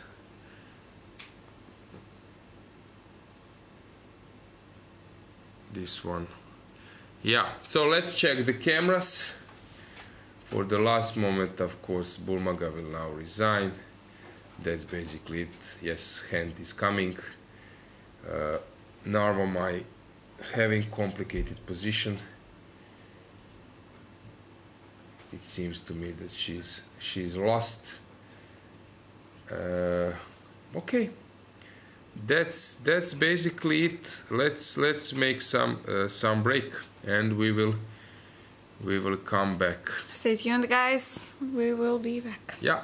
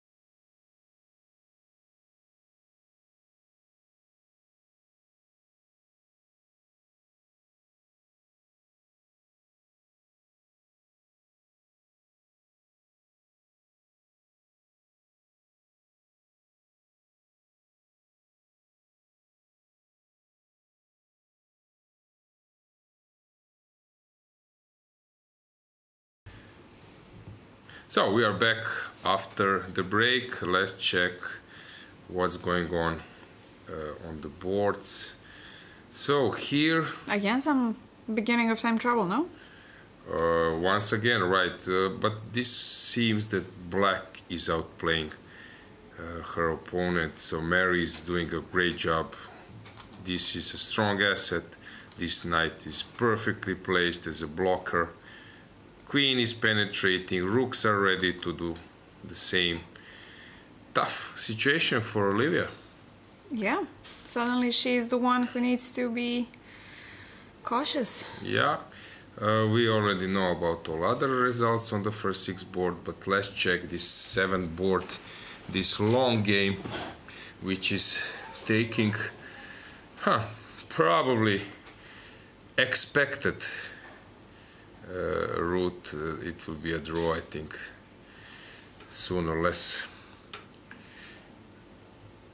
This one looks grim for white, but maybe she can create something, although it looks to me as like a complete lost position.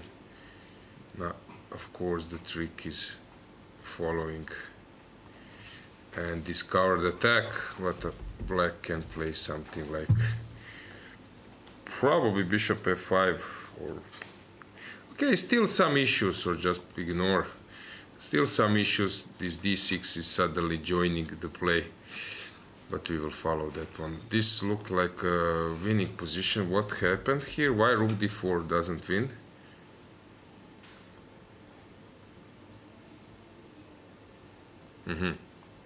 No.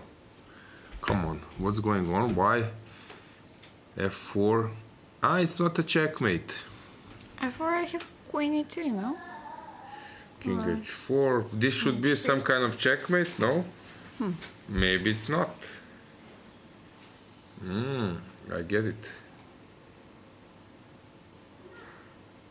Or some f5 and... Oh, but we have a checkmate hanging as well as black. So let's start with some king e2. But okay, she might come back as well. Yeah, so queen c4 was a better move, I guess. So white is playing for a win. So wait, really? Come on, hang on. Okay, Laura must have seen something we're not seeing. Let's check. So I'm searching for a win as black. I really cannot believe that here black cannot win with so many pieces around. So rook d4, you play f4. Okay. You are threatening. I'm not sure actually what you are threatening if I take, but let's say that you are threatening a checkmate. c6, king a7. What are you threatening? Nothing in a move.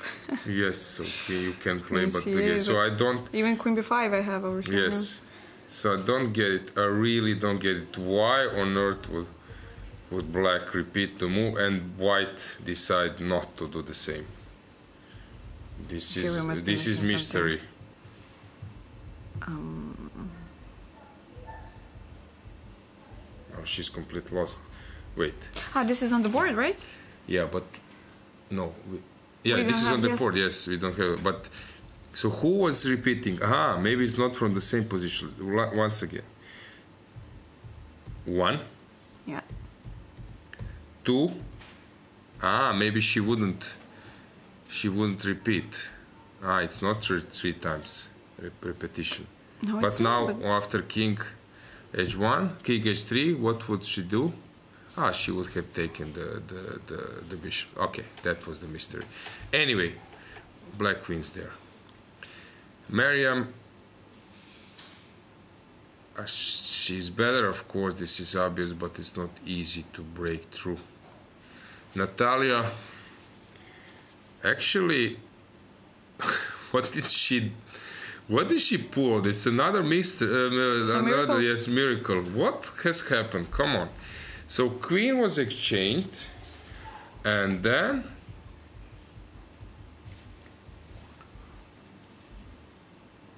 Some mating. Four. Okay, not mating, Okay. but let's say that I move my rook. Your threat is bishop h3, trying to come here, but still it's not much. So chess exchange f5. Why to play this position? Suddenly she was just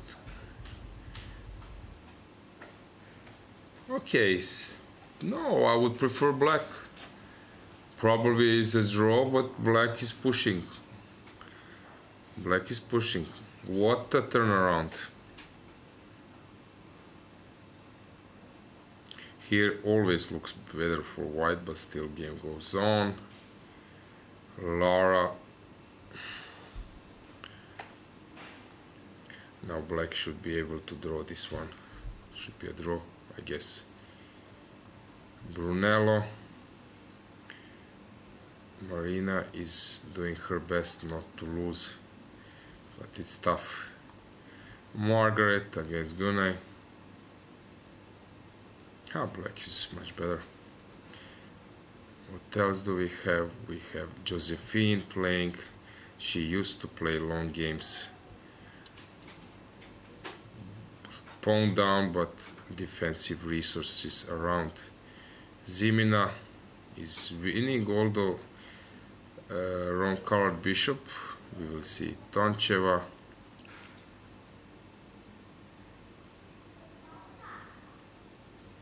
Seems like winning, no? Checkmate.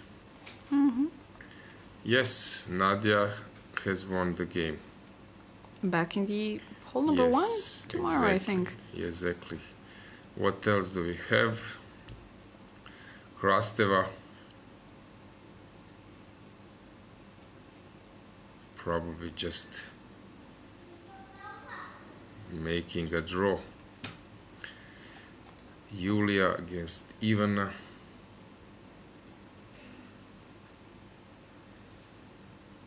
Draw, huh? That should be a draw.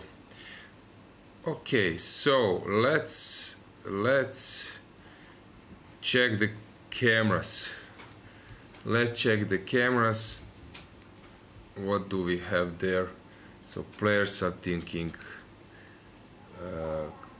Olivia is in a problem, while Natalia Buksa is playing some equal position.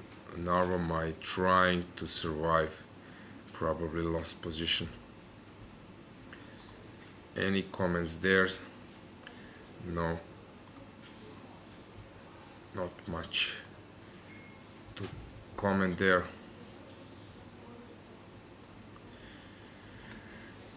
Okay, so maybe you can say to our viewers about the experience of getting the players to commentary room.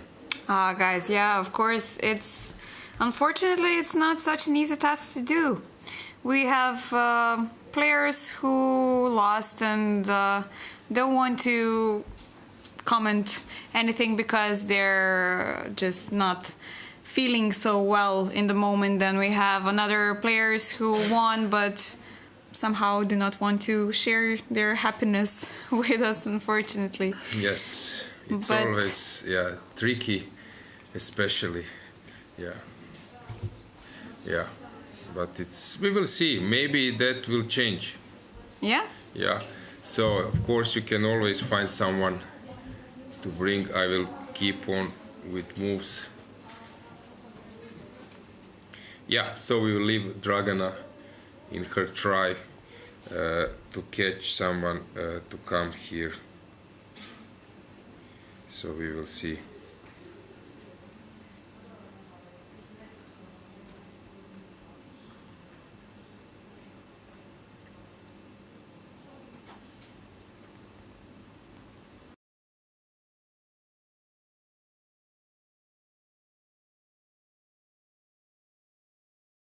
Not an easy decision for some of them.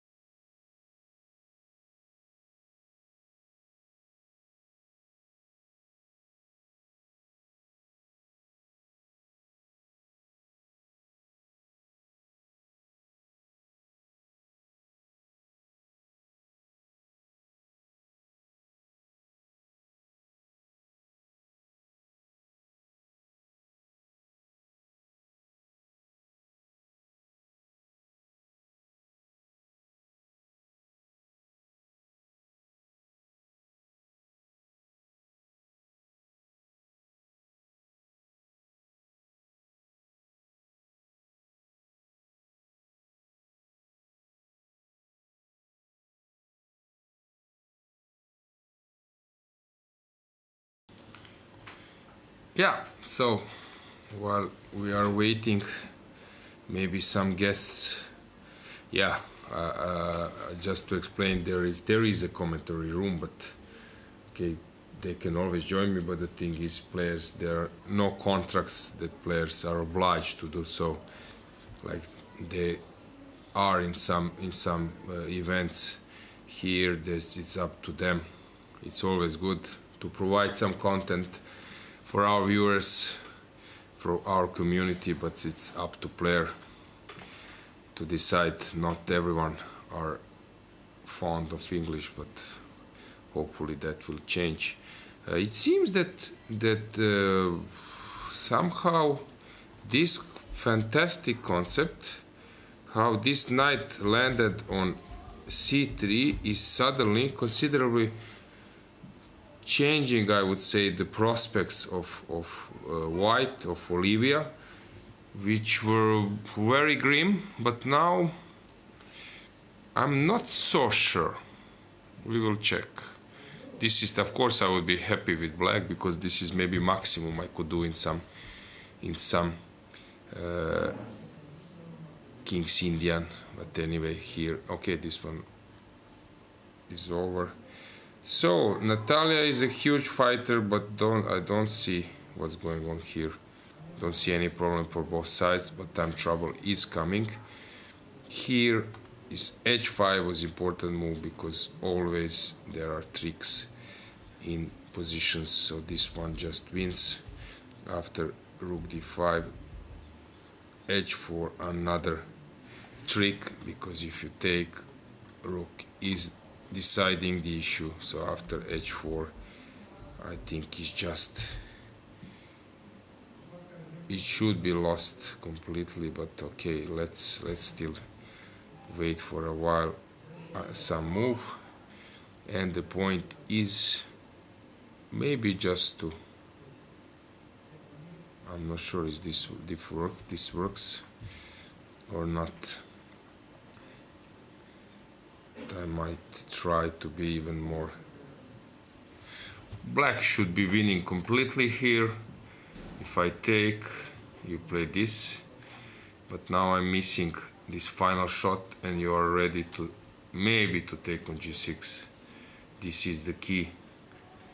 So here after h4, queen g4, I could take with the queen, but this doesn't change much. So h3 maybe is a move. You play this, but now I don't have check. If I take, okay, preparing this shot, this may be win some spot. And now rook h7, king goes up. It should, everything should be, but still blacks needs to deliver a checkmate, but maybe no need for it. Take, check. Do you need to stand on the light square? Maybe you don't. You come here, and then I don't have this trick with queen e6. Okay, still some moves left, precise moves from black. And actually she's very long time, last seconds here. Yeah, just playing games by inertia. This one is interesting. Rook a5. How will I include my king? I need to come with my king, but I don't see how. This should be a draw. Garifulina just winning, finishing the game. Game over. Lara, okay, probably to be a draw. Brunello fighting like a lion, but tough position. Margaret, g6. Oh, if this works, is this turning tables? So if you take, obvious point is king was hiding, for example, here behind. But with this move, which might be a blunder from black, if this works, then after this check, suddenly, no, but you play rook f4. That's nothing, just winning. Take, I don't see any danger. Rook f4, and that's it. If you take, you will lose this one. Even this way, so it's just lost. Nothing to worry about. Josephine is under attack. Queen comes to f6. This is the point if you take. So still white is better. Zimina, it looks lost completely. It should be lost for black. This one ended winner. Winner it the win with a win for black. Here, how this happened? How rook down?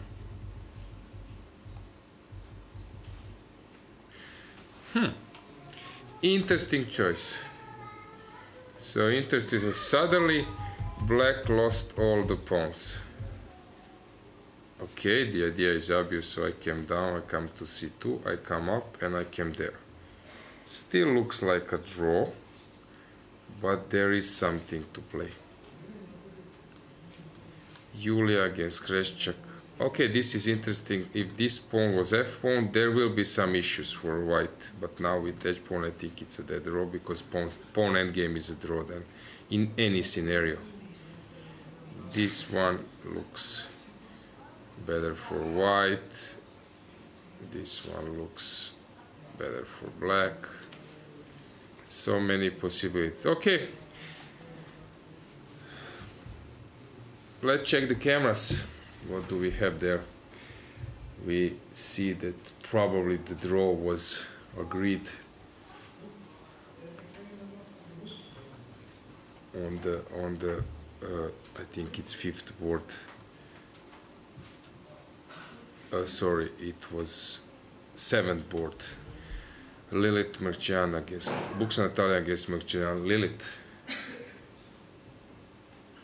You can check the other. So, I see that our Croatian player is Dragana's guest, so let's see this interview.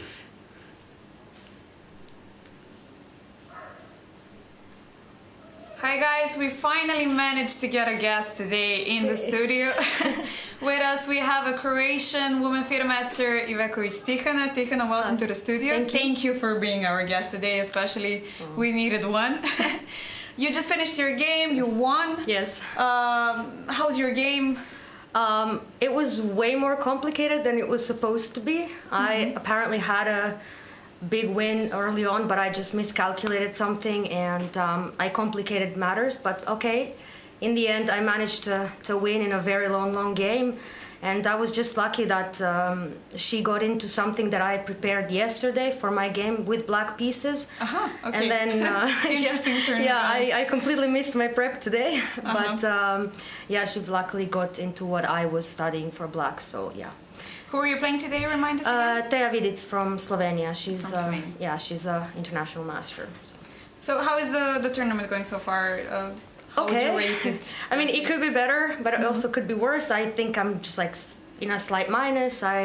But I'm having, a good time. So I'm learning a lot of things, and so yeah, that's I would say most important. Exactly. So I think I'm doing fine, but there's still three more rounds to go. Yes, of course. So still time to improve even more. Yeah. That's great things. Tihana is a standard part of the national team already. 3 Olympiads, if I'm not mistaken, but 2 me 2018, the online one 2020, last year in Chennai, India. Oh yes. And I remember there was some kind of interview from India as well, but it was a fun one because you, if I remember correctly, you said you loved Indian food, right? Yes, I do. I do love, and I still love Indian food. It's just I was amazed because I was one of the people who wanted to try out new things, but somehow my stomach didn't agree with me. But you said that you loved all of the spicy food and that. Yes, I mean I love eating, and I just enjoyed it. I don't know what to say. Like. Okay. I don't have stomach issues. What can I say? Yeah. All right. Good. Which Olympiad do you prefer? I guess not the online one, of course. Of course, yeah. I mean, I loved India because I did so well. I got my first women international master norm, scored 7 out of 10, got like 40 points rating. So it's like definitely top of top. Yeah. Yeah, and also the place was so wonderful and the organization was great. So I have nothing bad to say about this Olympiad. So yeah. Definitely my favorite. That's good to hear. That's good to hear. Tell us, which was your previous tournament? I think you played in Rijeka, right? Yes, I played the Mediterranean Flower, which is a tournament, like it's a closed type tournament, round robin, where you can get like a woman grandmaster norm or a woman international master norm, and it is usually organized for like the International Women's Day, and we get accepted by the mayor of the city, and we get it's a really nice event. And I didn't do well, so I scored 2.5 out of 9, I think, with no wins, unfortunately. So it was a strong tournament, right? It was a very strong tournament, yes. But okay, I mean, it's a part of chess, right? So yeah, we always have ups and downs. So exactly. So I'm not taking it, too harsh, and I hope that here I will be able to do a little bit better. But yeah, I had a really nice time there as well. It was like a very nice, very nice surroundings. Like all the players were friendly, and I loved it. Yeah. So the tournament result. Let's forget about that, but the tournament itself it will improve the next time. Yeah, hopefully. So it's not your hometown, right? You're from Zagreb? I am, yes. I'm from the capital city. That's where I study, live, and that's where I teach a few groups of children, chess. I love that. So how's that going? Do you enjoy teaching chess to? Yeah, I would say I'm better at teaching than at actual playing, which is kind of at some point I think all of the coaches. Yeah, but I don't know. I just enjoy working with beginners because they improve the fastest, and then the results are visible very, very quickly. And I'm a little bit of an impatient person, so I just love seeing quick results. And I don't know, I just love it. And introducing kids to chess and when they see that it's so interesting that it's not just some boring random game, I love that. It's a great rewarding feeling for me. I love it. Yeah, and we definitely want to see more and more kids know to play chess. Exactly. So have even better ones. Tell me, your next tournament is Petrovac Cup. Yes. If I'm correctly, we've mentioned a few words about Petrovac. What are your expectations? You're the host country. Oh yeah, I love that. I'm so happy to welcome all the players from Central Europe in Croatia. It's a wonderful place, so I'm really happy that Croatian Chess Federation decided to organize it at the island of Mali Lošinj. It's such a wonderful place. Have you ever been there before? Of course, yes. I've played many leagues there, so I know that it's going to be great. The hotel is amazing, and I hope the result will be good. So we'll see. I don't have any expectations, when it comes to the result, because every time I expect something, it just, I crash and burn. So I'm just gonna, play the best I can. Gonna give my best and see what happens. Have you played Petrovac Cup previously? Yes, I played 2016 in Prague, and I also played 2018 in Italy. I don't remember the place. I'm sorry. No, it's okay. But it's okay. yeah, both were nice, I would say. But I'm really looking forward to the Croatian one. So yeah, I hope people will remember it well. That's great. Okay, one last question. Maybe it will be a tough one. I know that you have a long seaside, let's say, as well, and over here we have some nice sea view too. So do you prefer Croatian one or Montenegro? I mean, of course I'm gonna say Croatia because I'm from Croatia, but I have to say that I'm enjoying this. This is beautiful. Like everywhere you go, it's just sea, blue. I go for walks every day. It helps you out with the games, right? Hopefully. I guess, yeah. And it's just wonderful. The organizers are amazing. There's like beverages during the game, which is, again, amazing. I love that. I don't have any bad things to say about the whole thing. I'm actually very surprised that I'm having such a good time. I did not expect to have such a good time, and it's That's just great to perfect, hear. perfect. 10 out of 10, definitely. That's definitely great to hear. Tihana, thank you very much for your time. Thank you for joining us in the studio. Guys, we will be back shortly. Stay with us. Yeah. Bye. So, thanks guys for the nice interview. Thanks Tihana, thanks Dragana as well. Let's make a final recap of the games. The situation is becoming more and more tense. Dragana, you can join me here. You can check the cameras, guys. You see that players are now. Yeah, that's it. This is the decisive point. So you see that. Although they are playing already from 3 p.m., now it's 8 p.m., 5 hours, tough matches, but they are still focused like it was beginning or middle. Let's check the games. So here we had something strange has happened after this position. Suddenly this rerouting knight has helped white, although it became a target. Actually, this was an interesting, cool move from Mary. She just noticed that she will be on time to catch either some pawn or to start rolling those many pawns. So she just focused on a7, on a3 pawn, which means that we have two connected passers. But white has the same. Is this a best way to win the game? Is it maybe a wrong try? Here, back rank motive also exists. So I'm very curious. What do you think, Dragana? Yeah, also, I'm always reminding us about the time on the clock, but it's definitely something to notice. Only 1 minute left on Olivia's clock, so definitely interesting turnout yes. of events. Yes, we will see some Luft for king is more than welcome at the moment, but it's quite tense. No time maybe for pawns for rolling that down. yeah, so probably this is the trick, and then counter attacks. So after c4, black needs to find something because c5 is coming quickly. Olivia is maybe. Is she turning tables? I would definitely expect this from her. Yep. So, okay, I forgot one thing. So you see, when I'm switching from game, yes, yeah, okay. exactly. So I completely forgot one thing that of course this check immediately pushes white to g3 square. Okay, this is the point now that g7 is attacked, but this pin is a pin. It looks to me that white is now busted. Let's see Narvamai against Anastasia Savina. 2 bishops usually are more than enough to win, but okay,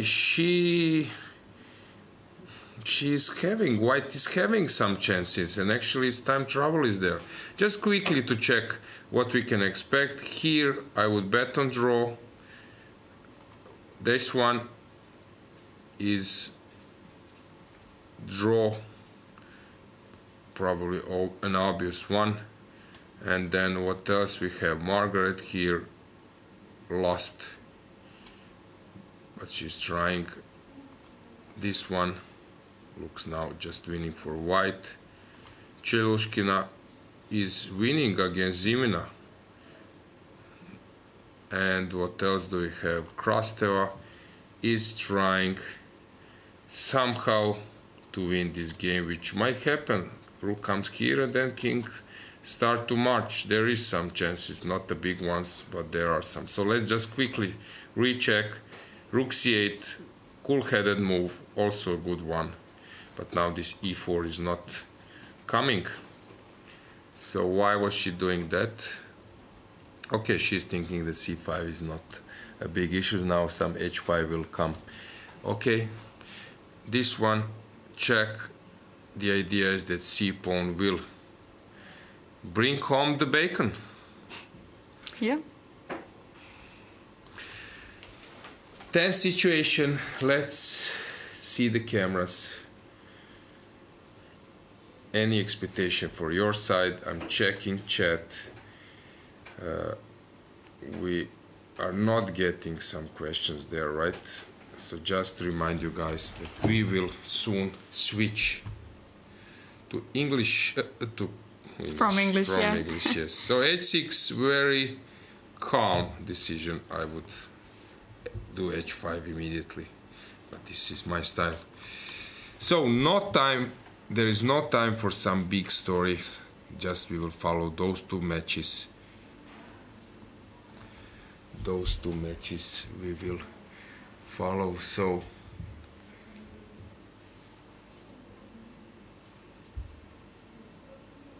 tense situation, but the clock is ticking. Olivia is now on the last seconds, so this is very, very tense. What do you think?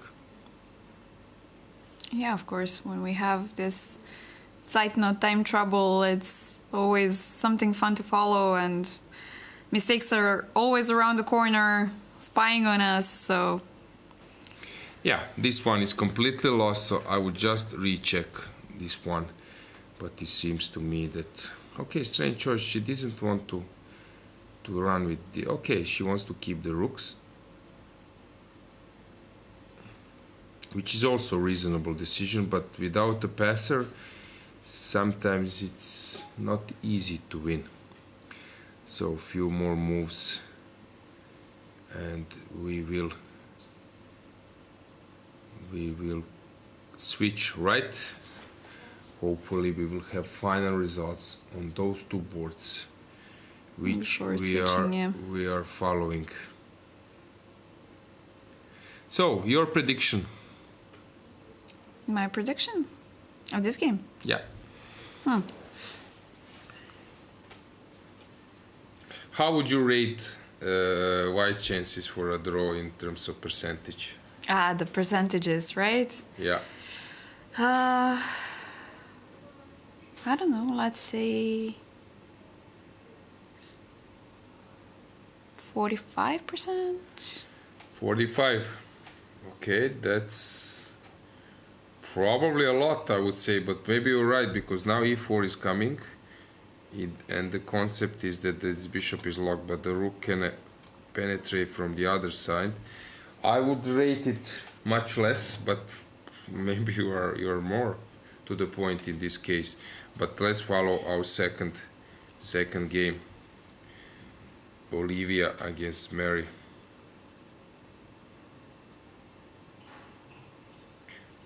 So she was putting the toughest resistance she could, but still it seems that Mary is having everything under control.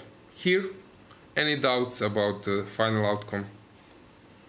Okay, yeah, definitely black looks winning, let's say, but I wouldn't write off Olivia just yet. Mm-hmm. From what we've seen, I would never write her off until she resigns. Yes, but this might happen soon, unfortunately. Yep. Yeah. Yes, it looks grim, really. Nowhere to try. Just black is pushing her, but the way how she arranged her pieces is an ideal set. A tough situation for Olivia, because you are always getting this question. Of course, when you are pro, then maybe not so much, but in general, why I didn't steer to some equal 4 knights exchange line and have a slight plus without big chances for a win, but controlling the final result. Always those questions. But when you're pro, you realize that you need to have this mindset to play that type of game.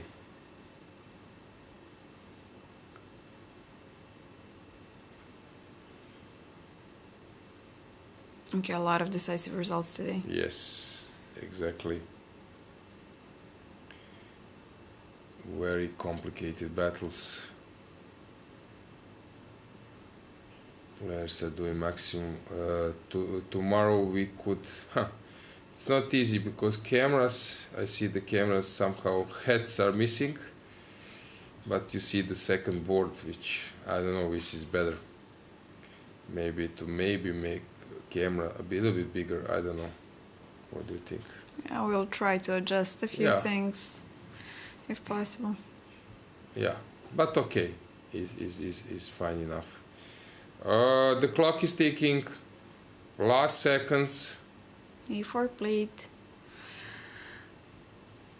White is thinking Olivia is about to resign, I would say. She's trying. One. Yes, she's trying, but now. So how do I win?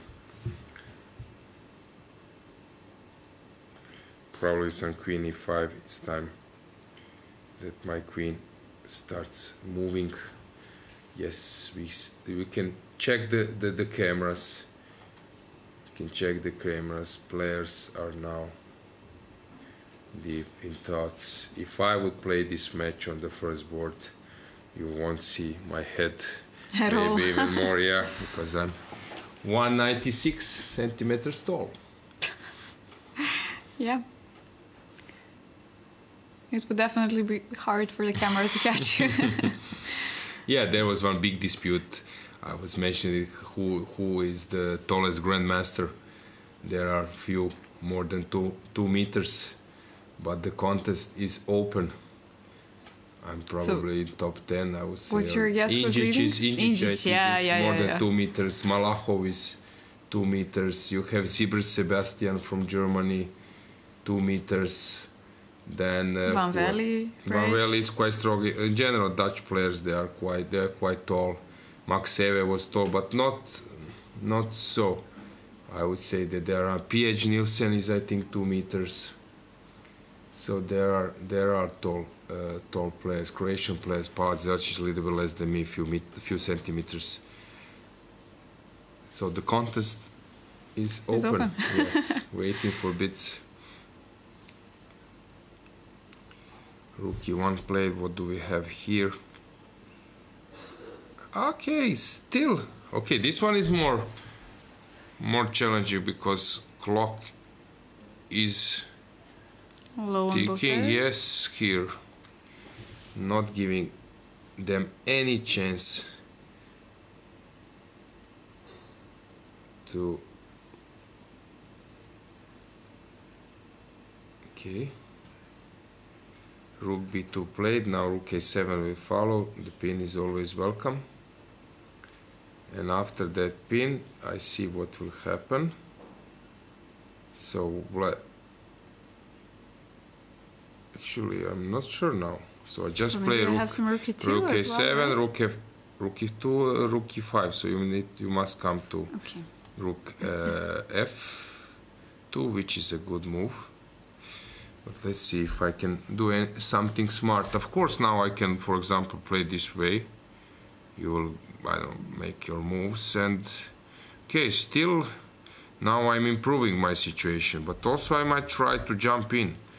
King e5 and then you play rook f4, let's say. And then if I could do something here, but okay, it's not an ideal. It's better to come to the square I mentioned already. So we are just switching because we're switching. Oh, nice move. Bishop will come to g6 and then f4. We just follow. Looks very bad, yeah. Yeah. She's completely controlling the situation. So guys, final moment of today's round. We could expect win on the first board, and here king e5 played. Really? What's the point after rook f4? What am I missing?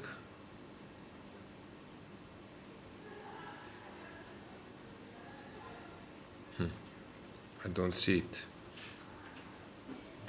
Yeah, so we have final moments. Final moments in the games. Yeah. Oh, g4. Last tries. Playing with fire, but what to do? No point to follow that one. So, rookie 2, now it seems to me that black is on top. So let's conclude our day. So here, black is winning now. I think king g3 was necessary. So suddenly the percentages. But king g6, yeah, okay, king gc, king g3 maybe, king g4, this was an issue. Yeah, so that's why she's in problem. Okay, she's trying to play this position, but it looks bad, and first board black is just winning. So that was it for today. We will switch now, right? Yep. See you guys. Stay tuned, subscribe, and see you tomorrow, same time, same place. place. Check the cameras for a second.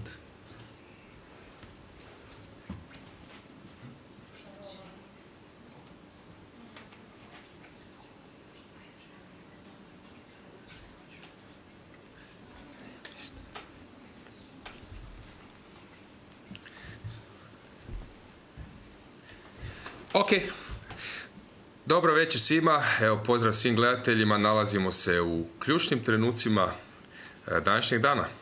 Dobrodošli natrag, već imamo veliki broj rezultata i ono što je jako iznenađujuće, od prve 4 table već imamo 3 odlučujuće rezultata, čini se, boga mi, da će biti i na prvoj tabli odlučujući rezultat. Tako je, pratili smo neke dijelove partija, no sad polako se primičemo kraju. Možete pogledati kameru sa prvog stola, partija drugog stola je završena, ali na prvom stolu imamo tu ključnu partiju u kojem vodeća Klobasa Olivija se bori protiv Arabidze Meri, no izgleda da jednostavno neće imati nikakvu šansu za preokrenuti partiju. Trenutačno jednostavno sacrnilo se sve na ploči, daleko su otišli crni pješaci, ima ih jako puno i bijela je svjesna da se ne može suprotstaviti njima. Evo, kreću zadnji trenuci, dolazi do izmjene topova i sad pogledajte, vjerojatno u roku od 2-3 poteza očekujemo predaju bijele, potpuno je svjesna što se događa, no naravno dok su dame na ploči, dok je top, dok ima neke kombinacije na raspolaganju bijela, on će se naravno boriti, no crna ima sve pod kontrolom, ovdje nema. Čisto da dolovimo sliku, obe igračice imaju po minut na satu, tako da posljednji trenuci partije u svakom slučaju, iako i po poziciji se partija privodi kraju. Da, za razliku od brzopoteznog šaha i ubrzanog šaha u kojem ne morate zapisivati poteze, ovdje to morate činiti, no velika je razlika što nakon svakog poteza igračice dobijaju po 30 sekundi, što nije slučaj u brzopoteznom i rapid ubrzanom šahu u kojem se dobija između 2 sekunde ili nekada po 5 ili 7 za potez, što je ipak velika razlika. Ovdje svaka igračica po odigranju poteza izgubi se koja sekunda možda za napisati potez, ali dovoljno je vremena za smisliti nešto u 20 sekundi, čak i da padnu na taj zadnji dodatak koji dobivaju po potezu. Ovdje je crna ušla dama, kao što vidite bijela se sad mora braniti. Razlika u toj poziciji je što su kraljevi potpuno drugčije branjeni, crni kralj je apsolutno siguran, a bijeli kralj je pod napadom, a uz to i crni pješaci su. Pješak na B3 je samo 2 polja udaljen od promocije u damu, dok pješak sa E je udaljen 3. To se za čas promijeni i crna može praktično postići novu damu. Očekujemo kraj partije svakog trenutka. Praktično, ono što je jako interesantno isto za ovo kolo da spomenemo, prednost belih figura koju smo već spomenuli u prethodnim danima, da je na ovom nivou velika prednost za igračice ovog kalibra. Druga, treća i četvrta tabla, ostvarene pobjede belih figura. Tako je, to je ono što smo spominjali. Ne mora biti presudno, no igrači recimo u svojoj nekoj karijeri imaju puno veću statistiku sa bijelim figurama, to je prirodno. često igračice zapravo imaju oko 60% ostvarenih pobjeda sa bijelim figurama, dok sa crnima su u malom minusu, to je tipično, ali ovdje ono što vidimo zapravo jedna ključna partija će odvesti protivnicu crnim figurama u pobjedu. Zadnji trenuci, naravno bijela je prinuđena braniti se jedinim potezima, no crna traži najčišći put. Ne želite dozvoliti nikakvu kontraigru protivnici, da se slučajno nešto zakomplicira. U toj nekom nastojanju nekad se malo možda i potroši vrijeme, no crna u ovom trenutku ima dovoljno vremena. Svakako i ono što smo već spomenuli, motiv koji uvek možete iskoristiti u ovakvim situacijama, da date par šahova da biste dobili više vremena na satu, kao što smo naravno već objasnili, 30 sekundi dobijate posle svakog poteza, što vam u nekom trenutku daje posle par ponovljenih šahova mogućnost da jednostavno izračunate neku dobitnu kombinaciju. Tako je. Ovdje što je također još važno napomenuti, da igračice igraju praktično sada skoro 5,5 sati, u 3 sata su počeli sa igrom. To je praktično nadmudrivanje od preko 5 sati u kojem se konstantno mijenjale ideje, planovi, sudaralo s protivnikovim idejama. One su jako umorne, ali naravno moraju zadržati koncentraciju do samog kraja. U šahu je problem što često nema popravka, jedan loš potez, jedna greška više ne daje šansu za spas partije, stoga su toga itekako svjesni. Pogledajte kako igračice bace pogled na sat, da slučajno ne bi možda prekoračili vrijeme, jer po prekoračenju vremena partija se automatski gubi i bez obzira na materijalno stanje na ploči pobjeđuje onaj kome nije isteklo vrijeme. Evo, ovako se može već vidjeti po nekakvom izrazu igračica lica i kretnji da igračica sa crnim figurama Meri Arabizde jednostavno pokušava privesti kraju partiju, ali na najčišći način. Daje nekoliko šahova, dok bijela jednostavno čeka taj svoj prst sudbine i možda joj čak prolaze kroz glavu misli kako je imala određenu šansu u ranijem fazi partije. Pogledat ćemo malo, ako bude prilike, još koji detalj kako se to sve odvijalo, a za sad ćemo ostati pri kamerama da uvidite ove zadnje trenutke.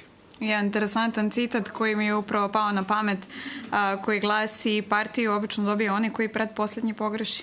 Tako je, i poznate su neke fraze, izrazi, recimo da je greška u šahu na dohvat ruke, i tu stvarno iznenadili bi se, kroz svoju karijeru sam se susretao i u svojim osobnim situacijama, ali i gledajući mnoge partije, da su partije koje su praktično više prestale biti zanimljive koliko su bile u korist određenog igrača, okretale se zbog nekih neviđenih previda.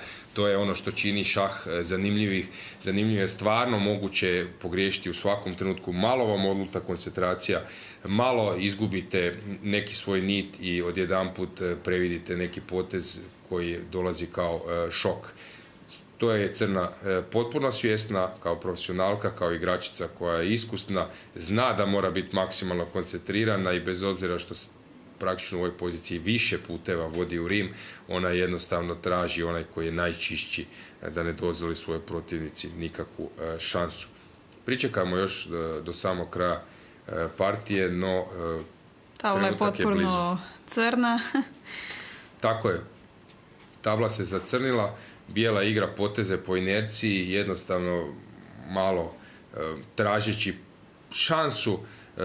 Crno je postaviti malo tehničke probleme da to ne izgleda toliko jednostavno. Ovdje u slučaju da recimo sad izmijenimo dame, partija bi odmah završila jer bijela više ne bi imala nikakvih mogućnosti, a crna bi samo nekakvom intuicijom i tehničkom igrom lako privela partiju kraju, no dok su dame na ploči, dama kontrolira jako puno, ona je najvrijednija i najkompliciranija figura, dok su dame na ploči uvijek treba biti oprezan i toga je svjesna crna.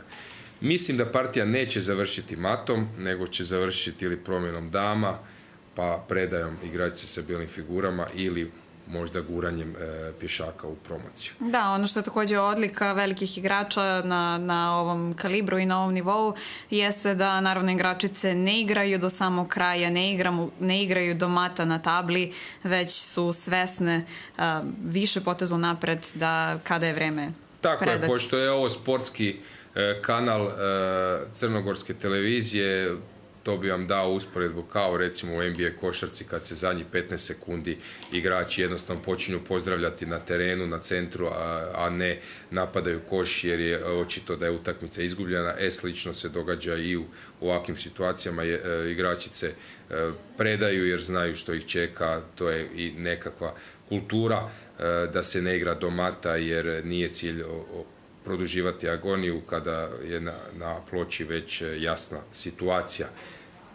Po viđenom sa strane bi se moglo reći kao da je partija još uvijek malo intenzivna jer Arabice sa crnim figurama onako vrpolji se u stojici, no kao što sam rekao to je profesionalni pristup, ona želi odigrati najčišće, najmoguće i tu daje maksimum za ploču.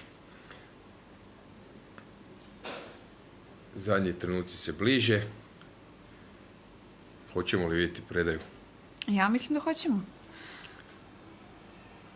Vidite da imaju već podupli set formulara sa strane pored table, to su ti papirići, tako ih mi zapravo nazivamo formulari na kojima se potezi zapisuju.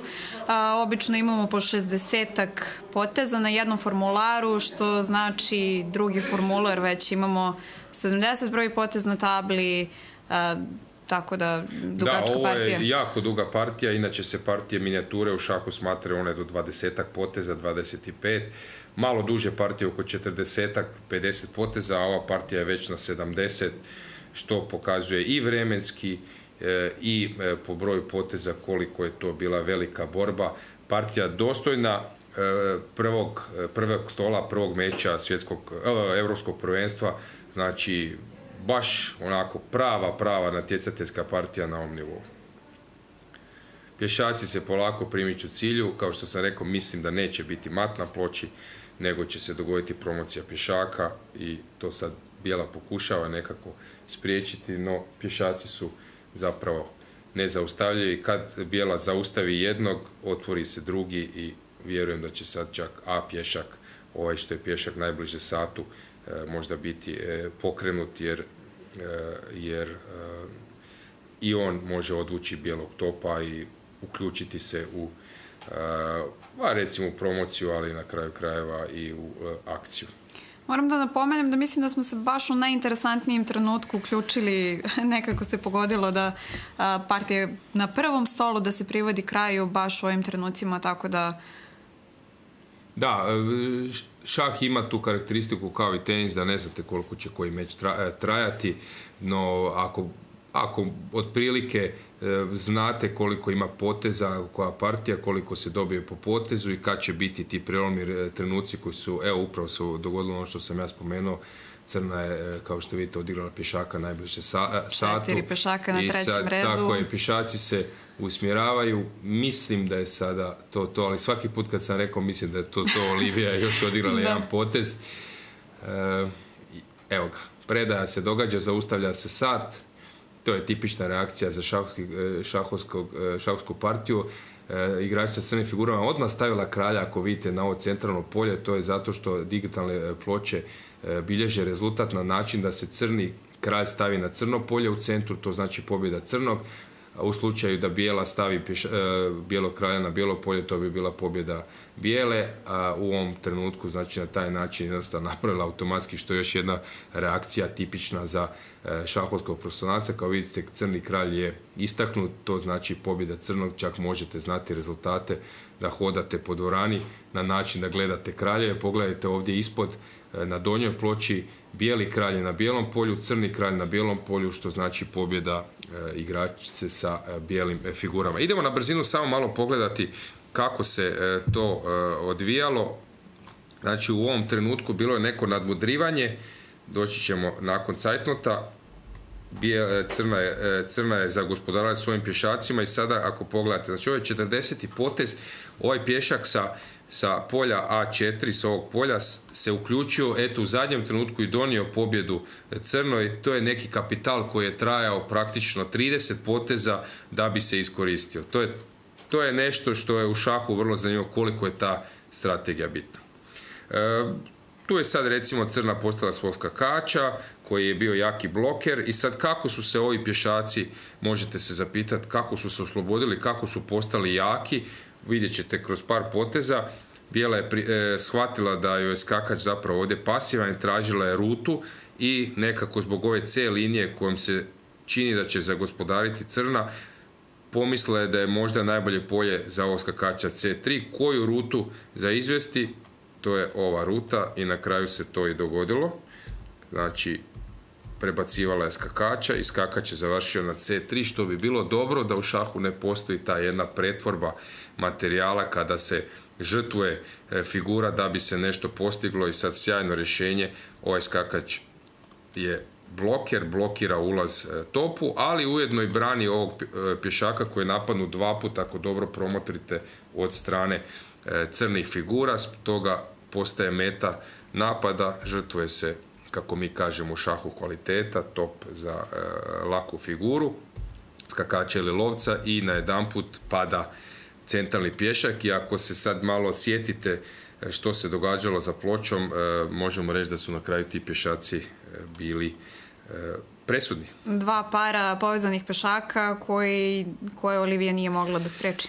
Ali bih istaknuo kako je u šahu, ne možete igrati partiju bez rizika. Znači, vi ne možete otvarati si mogućnosti bez da i protivnik dobije neke mogućnosti, a to je u ovom trenutku za istaknuti zato što su najedanput ova 2 pješaka postala povezana slobodna pješaka, jer je skakač koji je bio bloker otišao u izmjeni na E4, a pješak se sa polja B blokiranog prebacio na C liniju i to je ta hrabra odluka, jer možda bi se netko na nižem nivou, netko ko nije dovoljno hrabar i iskusan ovdje, uplašio da će bijeli pješaci biti ti koji će se početi gurati. Vidjet ćemo da se to čak i dogodilo. Nudila se izmjena dama, crna uzima A pješaka, stvara se onaj preduvjet za koji smo govorili da će A pješak biti snaga. U slučaju izmjene, naravno, ovdje sad moramo paziti da je crni kralj u matnoj mreži, stoga na potez dama A7, vraća se dama i sad kreće to guranje pješaka koje je izgledalo vrlo, vrlo opasno, no Mary praktično u ovom poziciji prvo spriječava prijetnje protivnice, a onda tek razmišlja o iskorištavanju svojih. To vam je pojam koji se često naziva profilaksa, preventiva, poznata je u medicini kada se pokušava preventivno djelovati. U šahu je i to također slučaj. Prvo spriječavamo poteze protivnika, a onda tek možda nekad svoje akcije. Spomenuo sam onaj problem osnovnog reda. Crna to rješava sad elegantno s jednim malim potezom koji joj zapravo otvara mogućnosti, oduzima motiv bijelo i najedanput ovaj kralj ima finu sigurnost i bijeg. Došlo je do još jedan fini potez, kralj se miče sa šahova i sad su pješaci se počeli gurati i tu nije bilo spasa bijeloj. U toj nekoj želji da ne bude ugušena do kraja, da izgubi bez borbe, ona pokušava otvoriti igru, no zapravo na taj način otvara svog kralja i koji postaje meta napada. Mi smo se uključili u ovom trenutku i nakon poteza dama G3 možete vidjeti što se dogodilo. Zapravo su svi pješaci pali i postali su također oružje, odnosno alat kojim crna može pripremati prijetnje. Sad jedan lijepi potez, ne braniti ovog lovca koji je napadnut, nego kontranapad G3, jer u slučaju uzimanja slijedi mat ovog puta bijeloj po tom osnovnom redu, jer top smeta, a pješak drži polja bijega. Slijedilo je ovako i sad ću vam pokazati završni trenutak. To je taj mali potez blizu sata A3 koji zapravo napada topa. U slučaju uzimanja top je imao ulogu obrane po drugom redu, više nje nema i partija bi se završila matom. Mislim da možemo završiti današnji dan, današnje partije i najaviti sutradan. Imali smo sjajnu partiju, imali ste mogućnost da propratite borbu na prvoj tabli, najinteresantnije trenutke. Hvala vam što ste bili sa nama, budite sutra opet u isto vreme na isto mesto sa nama. Kolo broj 9. Tako je, kolo broj 9, ima 11 kola, sada već samo 3 kola do kraja.